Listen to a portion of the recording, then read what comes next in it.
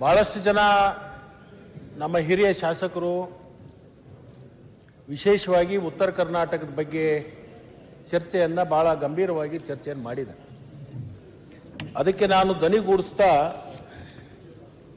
ಉತ್ತರ ಕರ್ನಾಟಕ ಅಂತಂದರೆ ಇವತ್ತಿನ ಕಲ್ಯಾಣ ಕರ್ನಾಟಕ ಮತ್ತು ಈ ಕಡೆ ಕಿತ್ತೂರು ಕರ್ನಾಟಕ. ಮೊದಲು ನಾವು 6 ಜಿಲ್ಲೆಯವರು ಮುಂಬೈ ವಿಧಾನಸೌಧಕ್ಕೆ ಹೋಗ್ತಿದ್ದೀವಿ. ಆ ಕಡೆ ಇರ್ತಕ್ಕಂಥವರು ಆ 6-7 ಜಿಲ್ಲೆಯ ಶಾಸಕರು ಹೈದರಾಬಾದಕ್ಕೆ ಹೋಗ್ತಿದ್ರು. ಅದಕ್ಕೆ ಹೈದರಾಬಾದ್ ಕರ್ನಾಟಕ, ಇದು ಮುಂಬೈ ಕರ್ನಾಟಕ. ನನ್ನ ಕ್ಷೇತ್ರದ ಮೊದಲನೇ ಶಾಸಕರ ಆಯ್ಕೆ ಆಗಿ ಮುಂಬೈ ಅಧಿವೇಶನಕ್ಕೆ ಹೋಗ್ತಾ ಇದ್ರು ವಿಧಾನಸಭೆಗೆ. ಮೊನ್ನೆ ಮಹಾರಾಷ್ಟ್ರದ ಒಬ್ಬರು ಮತಿಹೀನರು ಒಂದು ಸ್ಟೇಟ್ಮೆಂಟ್ ಮಾಡಿದರು. ಬೆಳಗಾವಿಯನ್ನ ಕೇಂದ್ರಾಡಳಿತ ಪ್ರದೇಶ ಮಾಡಬೇಕು ಅಂತ ಮಾಧ್ಯಮದವರು ನಮ್ಮನ್ನು ಚರ್ಚೆ ಮಾಡಲಿಕ್ಕೆ ಕರೆದ್ರು. ಮಹಾರಾಷ್ಟ್ರದ ಒಬ್ಬರು ಈ ತರ ಹೇಳಿಕೆಯನ್ನು ಕೊಟ್ಟಿದ್ದಾರೆ, ಈ ಬೆಳಗಾವಿ ಕೇಂದ್ರಾಡಳಿತ ಪ್ರದೇಶ ಆಗಬೇಕು ಅಂತ ಹೇಳಿ ಒಂದು ಹೇಳಿಕೆಯನ್ನು ಕೊಟ್ಟಿದ್ದಾರೆ ಅಂತ. ನಾನು ಅದಕ್ಕೆ ಮತಿಹೀನರು ಅಂತೇಳಿ ಕರೆದೆ. ನಾವು ಕೇಳಬೇಕಾಗತ್ತೆ. ಹಾಗಾದ್ರೆ ನಾವು ಮೊದಲನೇ ಬಾರಿಗೆ ಮುಂಬೈ ಅಧಿವೇಶನಕ್ಕೆ ಹೋಗ್ತಕ್ಕಂಥ ಸಂದರ್ಭದಲ್ಲಿ ಮುಂಬೈದಲ್ಲಿನೂ ನಮ್ಮದು ಹಕ್ಕಿದೆ ಅಂತಕ್ಕಂಥ ಮಂಡನೆಯನ್ನು ಕೂಡ ನಾವು ಮಾಡಬೇಕಾಗುತ್ತೆ. ನಾವು ಕೇಂದ್ರ ಸರ್ಕಾರಕ್ಕೆ ಆಹ್ವಾನ ಕೊಡೋಣ ಮತ್ತು ವಿನಂತಿಯನ್ನು ಮಾಡೋಣ. ಇವತ್ತೇನು ಬೆಳಗಾವಿಯನ್ನ ಕೇಂದ್ರಾಡಳಿತ ಪ್ರದೇಶ ಅಂತ ಹೇಳಿ ಮಾಡಬೇಕು ಅಂತ ಹೇಳಿ ಮಹಾರಾಷ್ಟ್ರದವರು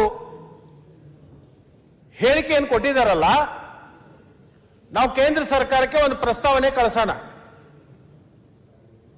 ಮುಂಬೈಯನ್ನ ಕರ್ನಾಟಕಕ್ಕೆ ಬಿಟ್ಟುಕೊಡಿ, ಬೆಳಗಾವನ್ನ ಮಹಾರಾಷ್ಟ್ರಕ್ಕೆ ತಗೊಳ್ಳಿ. ನಮ್ಮದು ಹಕ್ಕಿದೆ ಅಲ್ಲಿ. ನಮ್ಮ ಪೂರ್ವಜರು ಅಲ್ಲಿ ಹೋಗಿ ಆಡಳಿತ ಮಾಡಿದ್ದಾರೆ. ಆ ನ್ಯಾಯ ತೀರ್ಪು ಕೊನೆಗೊಳ್ಳುವವರೆಗೆ ಮುಂಬೈಯನ್ನ ಕೇಂದ್ರಾಡಳಿತ ಪ್ರದೇಶ ಮಾಡಬೇಕು ಅಂತ ಹೇಳಿ ನಮ್ಮ ಸರ್ಕಾರದಿಂದ ನಾವು ಕೇಂದ್ರ ಸರ್ಕಾರಕ್ಕೆ ಕಳಿಸುವಂತ ಒಂದು ವ್ಯವಸ್ಥೆ ಆಗಬೇಕು. ಇದನ್ನು ಬಹುತೇಕ ಎಲ್ಲಾ ಪಕ್ಷದ ಶಾಸಕರು ಒಪ್ತಾರು ಅಂತ ಹೇಳಿ ನಾನು ಭಾವಿಸ್ತೀನಿ. ಪಕ್ಷಾತೀತವಾಗಿ ಮಾಡಬೇಕಾಗುತ್ತೆ ಇದು. ಯಾಕಂತಂದ್ರೆ ಇದು ಬೆಳಗಾವ ಇವತ್ತು ಕರ್ನಾಟಕದ 2ನೇ ರಾಜಧಾನಿ ಅಂತ ಹೇಳಿ ನಾವೆಲ್ಲರೂ ಕೂಡ ಈಗ ಘೋಷಣೆ ಮಾಡ್ಕೊಂಡಿದ್ದೀವಿ. ಬೆಳಗಾವಿ ಕರ್ನಾಟಕದ ಅವಿಭಾಜ್ಯ ಅಂಗ ಅಂತ ಹೇಳಿ ನಾವು ಈಗಾಗಲೇ ಘೋಷಣೆ ಮಾಡಿದ್ದೀವಿ. ಅದಕ್ಕೆ ಜೊತೆಗೆ ಮಹಾಜನ್ ವರದಿನೂ ಒಪ್ಪಿದೆ. ಅಧ್ಯಕ್ಷರೇ, ಅದು ಒಂದು ಭಾಗ. ವಿಶೇಷವಾಗಿ ಪ್ರತಿ ವರ್ಷ ಚಳಿಗಾಲದ ಅಧಿವೇಶನವನ್ನು ಬೆಳಗಾಂದಲ್ಲಿ ಮಾಡುವಂತ ನಿರ್ಣಯಕ್ಕೆ ಯಾಕೆ ಬಂದೀವಿ? ಇಲ್ಲಿ ಸುವರ್ಣಸೌಧವನ್ನ ಯಾಕೆ ಕಟ್ಟಿದ್ದೀವಿ? ಸುವರ್ಣಸೌಧ ಕಟ್ಟಲಿಕ್ಕೆ ಕಾರಣ ಏನು? ಚಳಿಗಾಲ ಅಧಿವೇಶನೆಯಲ್ಲಿ ಕರೆದು ಇಲ್ಲಿ ಚರ್ಚೆ ಮಾಡಲಿಕ್ಕೆ ಏನು ಮೂಲ ಕಾರಣ? ಅನೇಕ ಜನ, ಉತ್ತರ ಕರ್ನಾಟಕದ ಅನೇಕ ಜನ ನಮಗೆ ತಾರತಮ್ಯ ಆಗ್ತಾ ಇದೆ. ಈ ತಾರತಮ್ಯವನ್ನ ಸರಿದೂಗ್ಲಿಕ್ಕೆ ಇಲ್ಲೊಂದು ಸುವರ್ಣಸೌಧ ಕಟ್ಟಬೇಕು, ಇಲ್ಲಿ ಪ್ರತಿ ವರ್ಷ ಒಂದು ಅಧಿವೇಶನ ನಡೆಸಬೇಕು, ಇಲ್ಲಿ ಈ ಭಾಗದಲ್ಲಿರ್ತಕ್ಕಂಥ ಅನೇಕ ಚರ್ಚೆಗಳನ್ನು, ಆ ಭಾಗದಲ್ಲಿರ್ತಕ್ಕಂಥ ಶಾಸಕರು ಇರ್ಬೋದು, ಈ ಭಾಗದಲ್ಲಿರ್ತಕ್ಕಂಥ ಶಾಸಕರು, ಈ ಭಾಗದ ಜನರ ಒಂದು ಕಲ್ಪನೆ, ತಾರತಮ್ಯ ಅಂತಕ್ಕಂಥ ಒಂದು ಏನು ನಮ್ಮ ತಲೆಯೊಳಗೆ ಇವತ್ತು ಮೂಡಿದೆ, ಅದನ್ನು ತೆಗೆದು ಹಾಕಲಿಕ್ಕೆ ಪಕ್ಷಾತೀತವಾಗಿ ನಾವೆಲ್ಲರೂ ಕೂಡ ಚರ್ಚೆಯನ್ನು ಮಾಡಿಕೊಂಡು ನಮ್ಮ ಪೂರ್ವಜರು ಏನು ಅಖಂಡ ಕರ್ನಾಟಕವನ್ನು ಕಟ್ಟಿರ್ತಕ್ಕಂಥದ್ದು ಇದೆಯಲ್ಲ, ಇದು ಸಾವಿರಾರು ವರ್ಷಗಳ ಕಾಲ ಮುಂದೆ ಸಾಗಬೇಕು ಅಂತಕ್ಕಂಥ ಚಿಂತನೆಯನ್ನು ಇಟ್ಕೊಂಡು ನಾವು ಚರ್ಚೆಗಳನ್ನು ಇಲ್ಲಿ ಮಾಡಬೇಕಾಗುತ್ತೆ. ಅಧ್ಯಕ್ಷರೇ, ಸಮಯದ ಅಭಾವ ಇದೆ, ಅದು ನನಗೆ ಅರ್ಥ ಆಗ್ತಾ ಇದೆ. ನಾಳೆ ಮಧ್ಯಾಹ್ನಕ್ಕೆ ಮತ್ತೆ ನೀವು ಅನಿರ್ದಿಷ್ಟ ಕಾಲದವರೆಗೆ ಮುಂದೂಡ್ತೀರಿ. ಅಷ್ಟೊಳಗೆ ಇದನ್ನೆಲ್ಲ ನಾವು ಮಾಡಬೇಕು. ಇನ್ನು ಸರ್ಕಾರದ ಬಿಲ್ಗಳಿರ್ಬೋದು, ಅನೇಕ ಜನ ಶಾಸಕರು ಮಾತಾಡ್ತಕ್ಕಂಥ ಸಂದರ್ಭ ಇರ್ಬೋದು. ಸರ್ಕಾರದ ಉತ್ತರ ಕೊಡೋದಿದೆ, ಸರ್ಕಾರ ಉತ್ತರನೂ ಕೊಡಬೇಕು. ಹೌದು. Calling attention 60. ಅಧ್ಯಕ್ಷರೇ, ಈ ಭಾಗದಲ್ಲಿ ಇರ್ತಕ್ಕಂಥ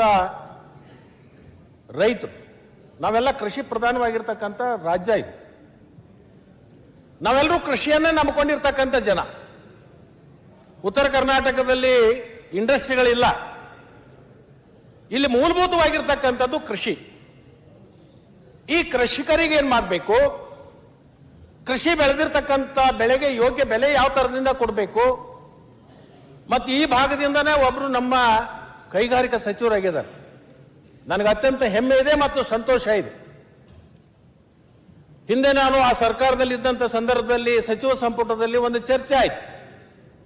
ಉತ್ತರ ಕರ್ನಾಟಕ ಭಾಗಕ್ಕೆ ಹೆಚ್ಚು ಕೈಗಾರಿಕೆಗಳು ಹೋಗಬೇಕು. ಆ ಕೈಗಾರಿಕೆಗಳು ಹೋಗಬೇಕಾದ್ರೆ ಒಂದು ವಿಶೇಷವಾಗಿರ್ತಕ್ಕಂಥ ಸವಲತ್ತುಗಳನ್ನು ಕೊಡಬೇಕು, ಅವರಿಗೆ ಪ್ರೋತ್ಸಾಹ ಕೊಡಬೇಕು ಅಂತಕ್ಕಂಥದ್ದಾಯ್ತು. ಅದು ಅನುಷ್ಠಾನಕ್ಕೆ ಬಂತೋ ಇಲ್ಲೋ ಅನ್ನೋದು ನಾವೆಲ್ಲರೂ ಕೂಡ ಚಿಂತನೆ ಮಾಡಬೇಕು. ಸುದೈದಿಂದ ಇವತ್ತು ನಮ್ಮ ಭಾಗದ ಒಬ್ಬರು ಕೈಗಾರಿಕಾ ಸಚಿವರಾಗಿದ್ದಾರೆ.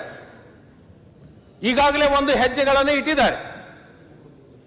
ನಾಳೆ ಸಚಿವ ಸಂಪುಟದಲ್ಲಿ ಆ ಒಂದು ಹೊಸ ನೀತಿಯನ್ನು ತಂದಂತ ಸಂದರ್ಭದಲ್ಲಿ ಆ ಭಾಗದಿರ್ತಕ್ಕಂಥ ಸಚಿವರು ಅವರಿಗೆ ಸಹಕಾರವನ್ನು ಕೊಡಬೇಕು. ಕೇವಲ ಬೆಂಗಳೂರು ಮಾತ್ರ ಬೆಳೆದ್ರೆ ರಾಜ್ಯ ಬೆಳಿಲಿಕ್ಕಾಗಲ್ಲ. ಇವತ್ತನೇ ಸಾಕಾಗಿ ಹೋಗಿದೆ. ಬೆಂಗಳೂರಲ್ಲಿ ಒಂದು ಭಾಗದಿಂದ ಇನ್ನೊಂದು ಭಾಗಕ್ಕೆ ಹೋಗಬೇಕಾದ್ರೆ ಈ ಟ್ರಾಫಿಕ್ ದಲ್ಶಿಕ್ ಇವತ್ತು ನರತಕ್ಕಂಥ ಸಂದರ್ಭ ಬಂದಿದೆ. ಪೊಲ್ಯೂಷನ್ ಹೆಚ್ಚಾಗ್ತಾ ಇದೆ. ಬಹಳ ಇದನ್ನೆಲ್ಲನೂ ಕಡಿಮೆ ಮಾಡಬೇಕಾದ್ರೆ, ಜನದಟ್ಟಣೆ ಕಡಿಮೆ ಮಾಡಬೇಕಾದ್ರೆ ಕೈಗಾರಿಕೆ ಮತ್ತು ಉದ್ಯಮಗಳು ಈ ಭಾಗಕ್ಕೆ ಬರಬೇಕು. ಈ ಭಾಗಕ್ಕೆ ಬರಬೇಕಾದ್ರೆ ಅವ್ರಿಗೆ ವಿಶೇಷವಾಗಿರ್ತಕ್ಕಂಥ ಸವಲತ್ತು ಕೊಡಬೇಕಾಗತ್ತೆ. ಆ ಸವಲತ್ತನ್ನ ಕೊಡ್ಲಿಕ್ಕೆ ಇವತ್ತು ಕೈಗಾರಿಕಾ ಸಚಿವರು ಕೆಲವೊಂದು ಚಿಂತನೆಗಳನ್ನು ಪ್ರಾರಂಭ ಮಾಡಿದ್ದಾರೆ. ನನ್ನ ಕಳಕಳಿ ವಿನಂತಿ ಏನಂದ್ರೆ, ಆ ಭಾಗದಲ್ಲಿ ಇರ್ತಕ್ಕಂಥ ಸಚಿವರು ಈ ಭಾಗದ ಬಗ್ಗೆ ಕಾಳಜಿಯನ್ನು ಇಟ್ಕೊಂಡು ಅವ್ರು ತರ್ತಕ್ಕಂಥ ಪ್ರಸ್ತಾವನೆಗೆ ಅವರು ಸಹಕಾರ ಕೊಡಬೇಕು. ಈ ಭಾಗದಲ್ಲಿ ಔದ್ಯೋಗಿಕ ಕ್ರಾಂತಿ ಆಗಬೇಕು. ಕೇವಲ ಕೃಷಿ ಕ್ರಾಂತಿ ಆದ್ರೆ ಸಾಲೋದಿಲ್ಲ. ಇವತ್ತಿನ ದಿವಸ ದುರ್ದೈವ ಅಂದ್ರೆ ರೈತನ ಮಕ್ಕಳಿಗೆ ಹೆಣ್ಣು ಕೊಡ್ಲಿಕ್ಕೆ ರೆಡಿ ಇಲ್ಲ. ನಮ್ಮ ಬುದ್ಧಿ ಮನೋಭಾವ ಯಾವ ತರದಿಂದ ಹೋಗಿದೆ ಅಂದ್ರೆ, ಕೃಷಿ ಮಾಡ್ತಾನೆ ಅಂತಂದ್ರೆ ಅವನಿಗೆ ಹೆಣ್ಣು ಕೊಡಕ್ ತಯಾರಿಲ್ಲ. ಅದೇ ಆ ವ್ಯಕ್ತಿ ಯಾವುದೋ ಒಂದು ಆಫೀಸ್ನಲ್ಲಿ ಕಪ್ಪಾಬಸಿ ತೆಗಿಲಿಕ್ಕೆ ಹೋದ್ರೆ ಅವನಿಗೆ ಹೆಣ್ಣು ಕೊಡುವಂತ ಒಂದು ಮನಸ್ಥಿತಿ ಬಂದಿದೆ. ಇದಕ್ಕೆಲ್ಲಕ್ಕೂ ಪರಿಹಾರ ಏನಪ್ಪಾ ಅಂತಂದ್ರೆ, ಈ ಭಾಗದಲ್ಲಿನೂ ಕೂಡ ಔದ್ಯೋಗಿಕ ಕ್ರಾಂತಿ ಆಗಬೇಕು. ಇವತ್ತು ನಮಗೆ ಅವಕಾಶ ಸಿಕ್ಕಿದೆ. ಒಬ್ಬರು ಇಂಡಸ್ಟ್ರಿ ಮಿನಿಸ್ಟರ್ ನಮ್ಮ ಭಾಗದವರಾಗಿದ್ದಾರೆ. ಈ ಭಾಗದಲ್ಲಿ ಅನೇಕ ಭೂಮಿ ಸಿಗಲಿಕ್ಕೆ ಸಾಧ್ಯ ಇದೆ. ಅದನ್ನು ಮಾಡ್ತಾರೋ ಅಂತಕ್ಕಂಥ ನಂಬಿಕೆ ನನಗಿದೆ. ಅಧ್ಯಕ್ಷರೇ, ಅದರ ಜೊತೆಗೆ ನೀರಾವರಿ ಅಪರ್ ಕೃಷ್ಣ ಯೋಜನೆ, ನಾನು ಮುಖ್ಯಮಂತ್ರಿಗಳಿಗೆ ಉಪಮುಖ್ಯಮಂತ್ರಿಗಳಿಗೆ ನಾನು ಅಭಿನಂದನೆ ಸಲ್ಲಿಸ್ತೀನಿ. ನಿರಾಶ್ರಿತರು, ಭೂಮಿ ಕಳ್ಕೊಳ್ತಕ್ಕಂಥ ಸನ್ನಿವೇಶದಲ್ಲಿ ಇರ್ತಕ್ಕಂಥವ್ರು ಸುಮಾರು ಒಂದು ವಾರದಿಂದ ಪ್ರತಿಭಟನೆಯನ್ನು ಮಾಡ್ತಾ ಇದ್ರು. 15 ದಿವಸದಿಂದ ಮಾನ್ಯ ನೀರಾವರಿ ಸಚಿವರು ಮುಖ್ಯಮಂತ್ರಿಗಳ ಅಧ್ಯಕ್ಷತೆಯಲ್ಲಿ ಆ ಭಾಗದ ಜನರ ಏನು ಬೇಡಿಕೆ ಇದೆ ಅದನ್ನು ಆಲಿಸಿ ಸಭೆ ಮಾಡಿ ನಮಗೆ ಸಮಾಧಾನಕರವಾಗಿರ್ತಕ್ಕಂಥ ಉತ್ತರವನ್ನು ಇವತ್ತು ಕೊಟ್ಟಿರ್ತಕ್ಕಂಥದ್ದು. ಅಲ್ಲಿ ಇವತ್ತು ಮುಳುಗಡೆ ಆಗ್ತಕ್ಕ ಸಚಿವರಾದಂತಹ ಸಂದರ್ಭದಲ್ಲಿ ಸಾಕಷ್ಟು ಕೆಲಸಗಳನ್ನು ಮಾಡಿದ್ರು. ಇವತ್ತು MB ಪಾಟೀಲ್ರು ನಿರಂತರವಾಗಿ ಅಲ್ಲಿ ಆರಿಸಿ ಬರಲಿಕ್ಕೆ ಕಾರಣ ಏನಂತಂದ್ರೆ, ಅವರು ಕೊಟ್ಟಿರತಕ್ಕಂಥ ನೀರಾವರಿ ಯೋಜನೆಯಿಂದನೇ ಇವತ್ತಿನ ದಿವಸ ಒಬ್ಬರ ನಾಯಕನಾಗಿ ಹೊರಬರಲಿಕ್ಕೆ ಸಾಧ್ಯ ಆಗಿದೆ. ಅಧ್ಯಕ್ಷರೇ, ನನ್ನ ಸಣ್ಣ ಸಲಹೆ ಏನಂದ್ರೆ, ನಿಮಗೆ ಹಣಕಾಸಿನ ತೊಂದರೆ ಇದ್ರೆ ನೀವು ನೀರಾವರಿ ಬಾಂಡ್ ಅನ್ನ ರಿಲೀಸ್ ಮಾಡಿ. ಈ 3 ವರ್ಷದಲ್ಲಿ ಈ ಯೋಜನೆಗೆ ಸಂಪೂರ್ಣವಾಗಿರ್ತಕ್ಕಂಥ ಯೋಜನೆಯನ್ನ ಸೃಷ್ಟಿ ಮಾಡಿಕೊಂಡು ಇದನ್ನ ಮುಗಿಸ್ತಕ್ಕಂಥ ಕೆಲಸ ಮಾಡ್ಬೇಕು ಅಧ್ಯಕ್ಷ. ಯಾಕಂತಂದ್ರೆ ಇನ್ನೂ ಲಕ್ಷಾಂತರ ಎಕರೆ ನೀರಾವರಿ ಮಾಡಬೇಕಾಗಿರ್ತಕ್ಕಂಥದ್ದು ನಮ್ಮ ಮುಂದಿದೆ. ಬಚಾವತ್ ತೀರ್ಪಿನ ಪ್ರಕಾರ ನಾವು ನೀರನ್ನು ಬಳಸ್ಕೋಬೇಕಾಗಿದೆ. ಆ ನೀರನ್ನು ಬಳಸ್ಕೊಂಡು ಇಲ್ಲಿ ಇರ್ತಕ್ಕಂಥ ಜನರಿಗೆ ಪರಿಹಾರವನ್ನು ಕೊಟ್ಟು ಅವರಿಗೆ ನೆಮ್ಮದಿ ಜೀವನಕ್ಕೆ ಒಂದು ದಾರಿ ಮಾಡಿಕೊಡ್ತಕ್ಕಂಥ ಕೆಲಸಕ್ಕೆ ತಾವೆಲ್ಲರೂ ಕೂಡ ಸಹಕಾರವನ್ನು ಕೊಡಬೇಕು ಅಂತಕ್ಕಂಥದ್ದನ್ನ ಈ ಸಂದರ್ಭದಲ್ಲಿ ನಾನು ಹೇಳಲಿಕ್ಕೆ ಬಯಸ್ತೀನಿ. ಅದರ ಜೊತೆಗೆ ಕಳಸಾ ಬಂಡೂರಿ, ಇಲ್ಲಿ ನನ್ನ ಬಿಜೆಪಿಯ ಸ್ನೇಹಿತರಿಗೆ ಸುದೈವದಿಂದ ಇವತ್ತು ಆ ಕಳಸಾ ಬಂಡೂರಿ ಯೋಜನೆ ಆಗಬೇಕು ಅಂತ ಹೇಳಿ ಸನ್ಮಾನ್ಯ ಹಿಂದಿನ ಮುಖ್ಯಮಂತ್ರಿಗಳಾಗಿರ್ತಕ್ಕಂಥ ಬಸವರಾಜ ಬೊಮ್ಮಾಯಿ ಅವರು ನಮ್ಮ ಸಿ ಪಾಟೀಲ್ರ ಕರ್ಕೊಂಡು ಅಲ್ಲಿಂದ ಕಳಸಾ ಬಂಡೂರಿ ಸ್ಥಳದವರೆಗೆ ಪಾದಯಾತ್ರೆ ಮಾಡಿರ್ತಕ್ಕಂಥ ಅವರು ಇವತ್ತು ಲೋಕಸಭೆಗೆ ಹೋಗಿದ್ದಾರೆ. ಸನ್ಮಾನ್ಯ ಮಾಜಿ ಮುಖ್ಯಮಂತ್ರಿಗಳಾಗಿರ್ತಕ್ಕಂಥ ಬಸವರಾಜ ಬೊಮ್ಮಾಯಿ ಅವರು ನೀರಾವರಿ ಸಚಿವರು ಆಗಿದ್ರು, ಮುಖ್ಯಮಂತ್ರಿಗಳೂ ಆಗಿದ್ರು. ಆದರೆ ಕೇಂದ್ರ ಸರ್ಕಾರದ ಇವತ್ತು ಎನ್ಒಸಿಯನ್ನು ಪಡ್ಕೊಳ್ಳಿಕ್ಕೆ ಏನೇನು ತೊಂದರೆಗಳಿದಾವಲ್ಲ, ಅವರು ಲೋಕಸಭೆಗೆ ಹೋಗಿದ್ರಿಂದ ಅದು ನಮಗೆ ಲಾಭ ಆಗುತ್ತೆ ಅಂತಕ್ಕಂಥ ಒಂದು ಭರವಸೆಯಲ್ಲಿ ನಾವು ಇದ್ದೀವಿ. ಆ ಕಳಸಾ ಬಂಡೂರಿ ಯೋಜನೆ ಕೇಂದ್ರ ಸರ್ಕಾರದ ಸಿಗಬೇಕಾಗಿರ್ತಕ್ಕಂಥ ಏನು ಅಡೆತಡೆಗಳಿದಾವೆ ನಮಗೆ ಬರ್ತಕ್ಕಂಥದ್ದು, ಅದನ್ನು ಸರಿ ಮಾಡಿಕೊಂಡು ಆ ಯೋಜನೆಯನ್ನ ಪ್ರಾರಂಭ ಮಾಡಲಿಕ್ಕೆ ಆ ಕಡೆ ಇರ್ತಕ್ಕಂಥವ್ರು ಮತ್ತು ಇಡೀ ಲೋಕಸಭಾ ಕ್ಷೇತ್ರದ ಮಾನ್ಯ ಸದಸ್ಯರು ಕೇಂದ್ರ ಸರ್ಕಾರದ ಕೆಲವೊಂದು ನೀತಿಗಳ ಬಗ್ಗೆ ಅಲ್ಲಿ ಚರ್ಚೆ ಮಾಡಬೇಕಾಗತ್ತೆ. ಇವತ್ತು ಯಾವುದೇ ಒಂದು ಸರ್ಕಾರದ ಮೇಲೆ ನಾನು ಗೂಬಿ ಕೂಡಿಸ್ತಾ ಇಲ್ಲ. ಯಾವುದೇ ಒಂದು ಈಗಾಗಲೇ ನರಗುಂದ ಮತಕ್ಷೇತ್ರದಿಂದ ಸನ್ಮಾನ್ಯ ಅಧ್ಯಕ್ಷರೇ ಕಳಸಾ ಬಂಡೂರಿ ಹೋರಾಟ ಪ್ರಾರಂಭ ಬಂತು.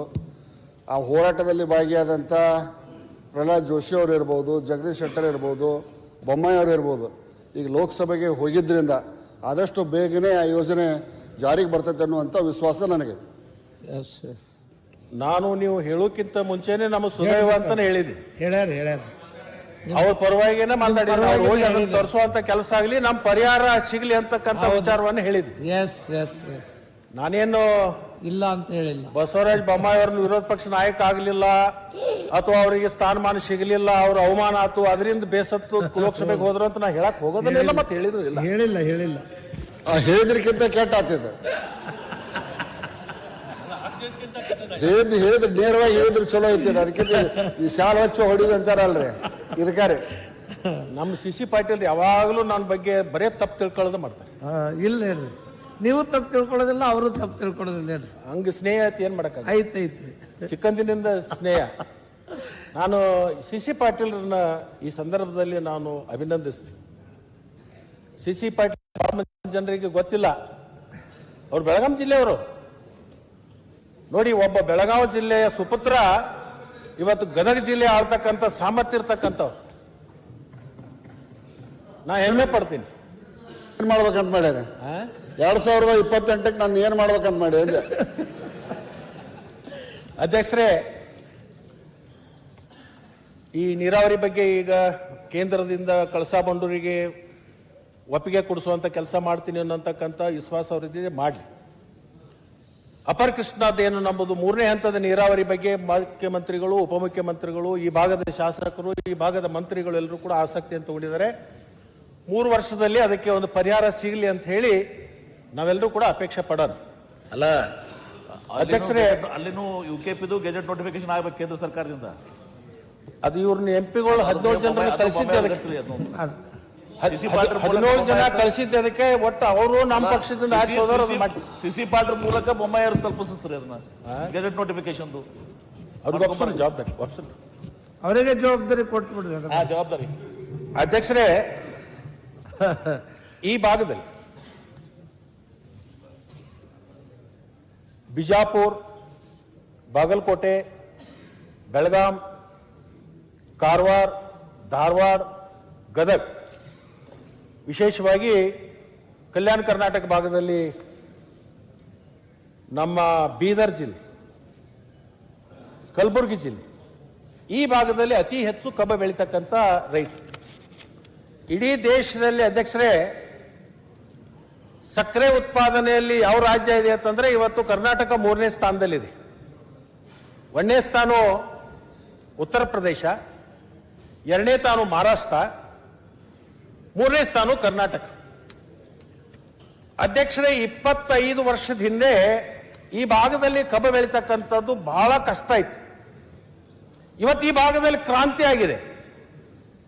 ಅನೇಕ ಸಕ್ಕರೆ ಕಾರ್ಖಾನೆಗಳು ಬಂದಿದ್ದಾವೆ. ಕೋಟ್ಯಾಂತರ ಟನ್ ಕಬ್ಬು ಬೆಳೀತಾ ಇದೆ. ಈ ಕಾರ್ಖಾನೆಗಳು ಇಷ್ಟು ಬರಲಿಕ್ಕೆ, ಇಷ್ಟು ದೊಡ್ಡ ಪ್ರಮಾಣದಲ್ಲಿ ಕಬ್ಬು ಬೆಳೀಲಿಕ್ಕೆ ಇದಕ್ಕೊಂದು ಕೊಡುಗೆ ಇದೆ ಅಧ್ಯಕ್ಷರೇ. ಒಂದೇ ಕೊಡುಗೆ ಬಿಜಾಪುರ ಜಿಲ್ಲಾ ಮಧ್ಯವರ್ತಿ ಬ್ಯಾಂಕ್, ಬೆಳಗಾವಿ ಜಿಲ್ಲಾ ಮಧ್ಯವರ್ತಿ ಬ್ಯಾಂಕ್, ಕಾರವಾರ ಜಿಲ್ಲಾ ಮಧ್ಯವರ್ತಿ ಬ್ಯಾಂಕ್, ಮಂಗಳೂರು ಜಿಲ್ಲಾ ಮಧ್ಯವರ್ತಿ ಬ್ಯಾಂಕ್, ಇನ್ನೂ ಕೆಲವೊಂದು ಬ್ಯಾಂಕ್ಗಳದ, ಇದರ ಜೊತೆಗೆ ಅಪೆಕ್ಸ್ ಬ್ಯಾಂಕ್. ಈ ಕೋಆಪರೇಟಿವ್ ಮೂವ್ಮೆಂಟ್, ಈ ಸಹಕಾರಿ ಕ್ಷೇತ್ರದಲ್ಲಿ ಇರ್ತಕ್ಕಂಥ ಏನು ಬ್ಯಾಂಕ್ಗಳಿದಾವಲ್ಲ, ಈ ಬ್ಯಾಂಕ್ಗಳ ಸಹಾಯದಿಂದ ಇಷ್ಟು ದೊಡ್ಡ ಪ್ರಮಾಣದಲ್ಲಿ ಸಕ್ಕರೆ ಕಾರ್ಖಾನೆಗಳು ಬರ್ಲಿಕ್ಕೆ ಸಾಧ್ಯ ಆಯ್ತು. ಅವತ್ತು ಯಾರೂ ಕೂಡ ಸಕ್ಕರೆ ಕಾರ್ಖಾನೆಗಳಿಗೆ ರಾಷ್ಟ್ರೀಕೃತ ಬ್ಯಾಂಕಿನವರು ಸಾಲವನ್ನು ಕೊಡಲಿಕ್ಕೆ ತಯಾರಿರಲಿಲ್ಲ. ತಯಾರಿಲ್ಲದಂತ ಸಂದರ್ಭದಲ್ಲಿ ನಾನು JH ಪಟೇಲ್ರನ್ನ ಇವತ್ತು ನಾವು ನೆನೆಸೋಬೇಕಾಗತ್ತೆ. ಆ ಪುಣ್ಯಾತ್ಮ ಅಪೆಕ್ಸ್ ಬ್ಯಾಂಕಿನ ನಿರ್ದೇಶಕರು ನಮ್ಮನ್ನೆಲ್ಲರೂ ಕರೆದು ಆ ಭಾಗದಲ್ಲಿ ಕಬ್ಬಿನ ಸಮಸ್ಯೆ ಬಗೆಹರಿಬೇಕು, ಕಾರ್ಖಾನೆಗಳು ಬರಬೇಕಾದ್ರೆ ನೀವು ಅಪೆಕ್ಸ್ ಬ್ಯಾಂಕ್ ಲೀಡ್ದಲ್ಲಿ, ಅದರ ನೇತೃತ್ವದಲ್ಲಿ, ಸಮೂಹ ಬ್ಯಾಂಕದ ನೇತೃತ್ವದಲ್ಲಿ ಸಾಲವನ್ನು ಕೊಡ್ಲಿಕ್ಕೆ ಕಾರ್ಖಾನೆಗಳಿಗೆ ಪ್ರಾರಂಭ ಮಾಡ್ರಿ ಅಂತ ಹೇಳಿ ನಮಗೆ ಸೂಚನೆಯನ್ನು ಕೊಟ್ಟರು. ಅವತ್ತು ಮೊದಲನೇ ಬಾರಿಗೆ ನಾನು ಅಪೆಕ್ಸ್ ಬ್ಯಾಂಕಿನ ನಿರ್ದೇಶಕನಾಗಿದ್ದೆ. ಅದರಿಂದ ಇವತ್ತು ಅನೇಕ ಸಕ್ಕರೆ ಕಾರ್ಖಾನೆಗಳು ಬಂತು. ಅನೇಕ ಸಕ್ಕರೆ ಕಾರ್ಖಾನೆಗಳು ಬಂದ ಮೇಲೆ ಅಧ್ಯಕ್ಷರೇ, ಎಲ್ಲಾ ಸಕ್ಕರೆ ಕಾರ್ಖಾನೆಗಳು ತೊಂದರೆಯಲ್ಲಿ ಬಂದು ನಾವೆಲ್ಲರೂ ಚಿಂತಾಕ್ರಾಂತರಾದೇವಿ. ಸಕ್ಕರೆ ಕಾರ್ಖಾನೆಗಳು ಉಳಿತಾವೋ ಇಲ್ಲೋ ಅಂತ ಹೇಳಿ ನಾವು ಚಿಂತನೆ ಮಾಡ್ತಾ ಇದ್ದೀವಿ. ಆ ಸಂದರ್ಭದಲ್ಲಿ ಕೇಂದ್ರ ಸರ್ಕಾರ ಒಂದು ಹೊಸ ಪಾಲಿಸಿ ತಂತು, ಇಥನಾಲ್ ಪಾಲಿಸಿ. ಸಿ ಪಾಟೀಲ್ರೇ, ನಿಮ್ಮ ಕೇಂದ್ರ ಸರ್ಕಾರವನ್ನು ನಾನು ಅಭಿನಂದಿಸ್ತೀನಿ. ಇಥನಾಲ್ ಪಾಲಿಸಿ ನಮ್ಮ ದೇಶದಲ್ಲಿ ಬರದೇ ಹೋಗಿದ್ರೆ ಸಕ್ಕರೆ ಕಾರ್ಖಾನೆಗಳು ಬದುಕಲಿಕ್ಕೆ ಹಾಕಿರ್ಲಿಲ್ಲ. ಸಕ್ಕರೆ ಕಾರ್ಖಾನೆ ಜೊತೆಗೆ ಕಬ್ಬು ಬೆಳೆಗಾರರು ದೊಡ್ಡ ಪ್ರಮಾಣದಲ್ಲಿ ಆಗ್ಲಿಕ್ಕೆ ಸಾಧ್ಯ ಹಾಕಿದ್ದಿಲ್ಲ. ಬರೇ ಕರ್ನಾಟಕದಿಂದ ಸಕ್ಕರೆಯ ಮೇಲಿರ್ತಕ್ಕಂಥ ಏನು GST ಇದೆಯಲ್ಲ, ಕೇವಲ 5% GST ಇದೆ. ಒಂದು ವರ್ಷಕ್ಕೆ ಕೇಂದ್ರ ಸರ್ಕಾರಕ್ಕೆ ಬರೇ ಸಕ್ಕರೆ ಮೇಲೆ 9,800 ಕೋಟಿ ರೂಪಾಯಿ ನಾವು ಟ್ಯಾಕ್ಸ್ ಕಟ್ತೀವಿ. ಎಷ್ಟು ಅಧ್ಯಕ್ಷರೇ? 9,800 ಕೋಟಿ ಅಷ್ಟು GST ಬರೇ ಸಕ್ಕರೆ ಮೇಲೆ. ಬಗ್ಯಾಸ್ ಬೇರೆ, ಮೊಲಾಸಿಸ್ ಬೇರೆ, ಇಥನಾಲ್ ಬೇರೆ, ಇವೆಲ್ಲವೂ ಕೂಡ ಇವತ್ತು ಕೇಂದ್ರ ಸರ್ಕಾರದ GSTಗೆ ಹೋಗ್ತಕ್ಕಂಥದ್ದು. ಅಧ್ಯಕ್ಷನ, ನಾನು ಕೇಂದ್ರ ಸರ್ಕಾರಕ್ಕೆ ಯಾಕೆ ಅಭಿನಂದನೆ ಮಾಡಿದ್ದೀನಿ ಅಂದ್ರೆ, ಈ ಇಥನಾಲ್ ಪಾಲಿಸಿ ಬರದೇ ಹೋಗಿದ್ರಿ. ಇಷ್ಟು ದೊಡ್ಡ ಪ್ರಮಾಣದಲ್ಲಿ ನಾವು ರೈತರು ಕಬ್ಬು ಬೆಳಿಲಿಕ್ಕೆ ಸಾಧ್ಯ ಆಗ್ತಿದ್ದಿಲ್ಲ. ಅಣ್ಣ, ಒಂದ್ 2 ನಿಮಿಷ ಸ್ವಲ್ಪ ಡಿಸ್ಟರ್ಬ್ ಆಕೈತೆ, ದಯವಿಟ್ಟು. ಕಬ್ಬು ಬೆಳಿಲಿಕ್ಕೆ ಸಾಧ್ಯ ಆಗ್ತಿದ್ದಿಲ್ಲ ಅಧ್ಯಕ್ಷ.